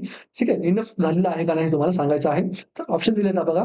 0.5 ml per KG per our, 1 ते 2 ml per KG per our, 3 to 4 ml per KG our, 10 to 15 ml per KG per our. त्याच्यापैकी कुठलं जे आहे ते अचीव्ह झाल्यानंतर तुम्ही म्हणू शकता, की फ्लूइड रिसस्किटेशन तुमचं काय झालेलं आहे, अप टू द पॉइंट झालेलं आहे किंवा अप टू द मार्क झालेलं आहे. हा क्वेश्चन कसा असणार आहे तुमच्यासाठी होमवर्क असणार आहे आणि आज युजुअल काय करायचं आहे तुमच्यासाठी तुम्ही काय करायचं एबीसीडी मला कमेंटमध्ये सांगायचं आहे. ठीक आहे. तर आजचा जो आपला सीओचा एपिसोड आहे तो आपण इथेच थांबूया आणि सीओचा एपिसोड बरोबर आपली जी ब्रह्मास्त्र सीरीज आहे. ठीक आहे. आपली जी ब्रह्मास्त्र सीरीज आहे जी आपण काय करत असतो थ्योरी प्लस एमसीक्यू. ठीक आहे. जे आपण डिस्कस करत असतो त्याचबरोबर आपली दुसरी कुठली सीरीज सुरू आहे त्रिशूला सीरीज सुरू आहे. त्रिशूला सीरीज सुरू आहे याच्यामध्ये काय असतं एमसीक्यू असतात. ही सीरीज कोण घेतं नागेश स्वामी सर. नागेश स्वामी सर काय करतात ही सीरीज घेत असतात. ठीक आहे. आणि ही सीरीज आपल्या अशा एकूण 3 सीरीज सुरू आहेत. त्यापैकी ब्रह्मास्त्र सीरीज जी आहे ती थेरी आणि एमसीक्यू साठी आहे. त्रिशूला सीरीज एमसीक्यू साठी आहे आणि सीएचओची ही सीरीज माझी आहे. आपल्या सर्व सीरीज ज्या आहेत त्या सर्वच्या सर्व सीरीज कशा आहेत फ्री आहेत. ठीक आहे. कुठल्याही सीरीज आपल्या फ्री काय नाही आहेत, पेड नाही आहेत. कुठलंही आपलं स्टडी मटेरियल पेड नसतं. कुठलेही आपलं जे एमसीक्यूचे क्विजेस वगैरे असतात, टेस्ट असतात ते कुठलेही आपल्या पेड नसतात. ठीक आहे. सर्व जो आपला कंटेंट आहे तो फ्री असतो. त्यामुळे सर्वांना त्याचा लाभ घ्यायचा आहे. ठीक आहे. तोपर्यंत अभ्यास करत राहायचा. आपण नेक्स्ट व्हिडिओमध्ये भेटणार आहोत. तोपर्यंत धन्यवाद.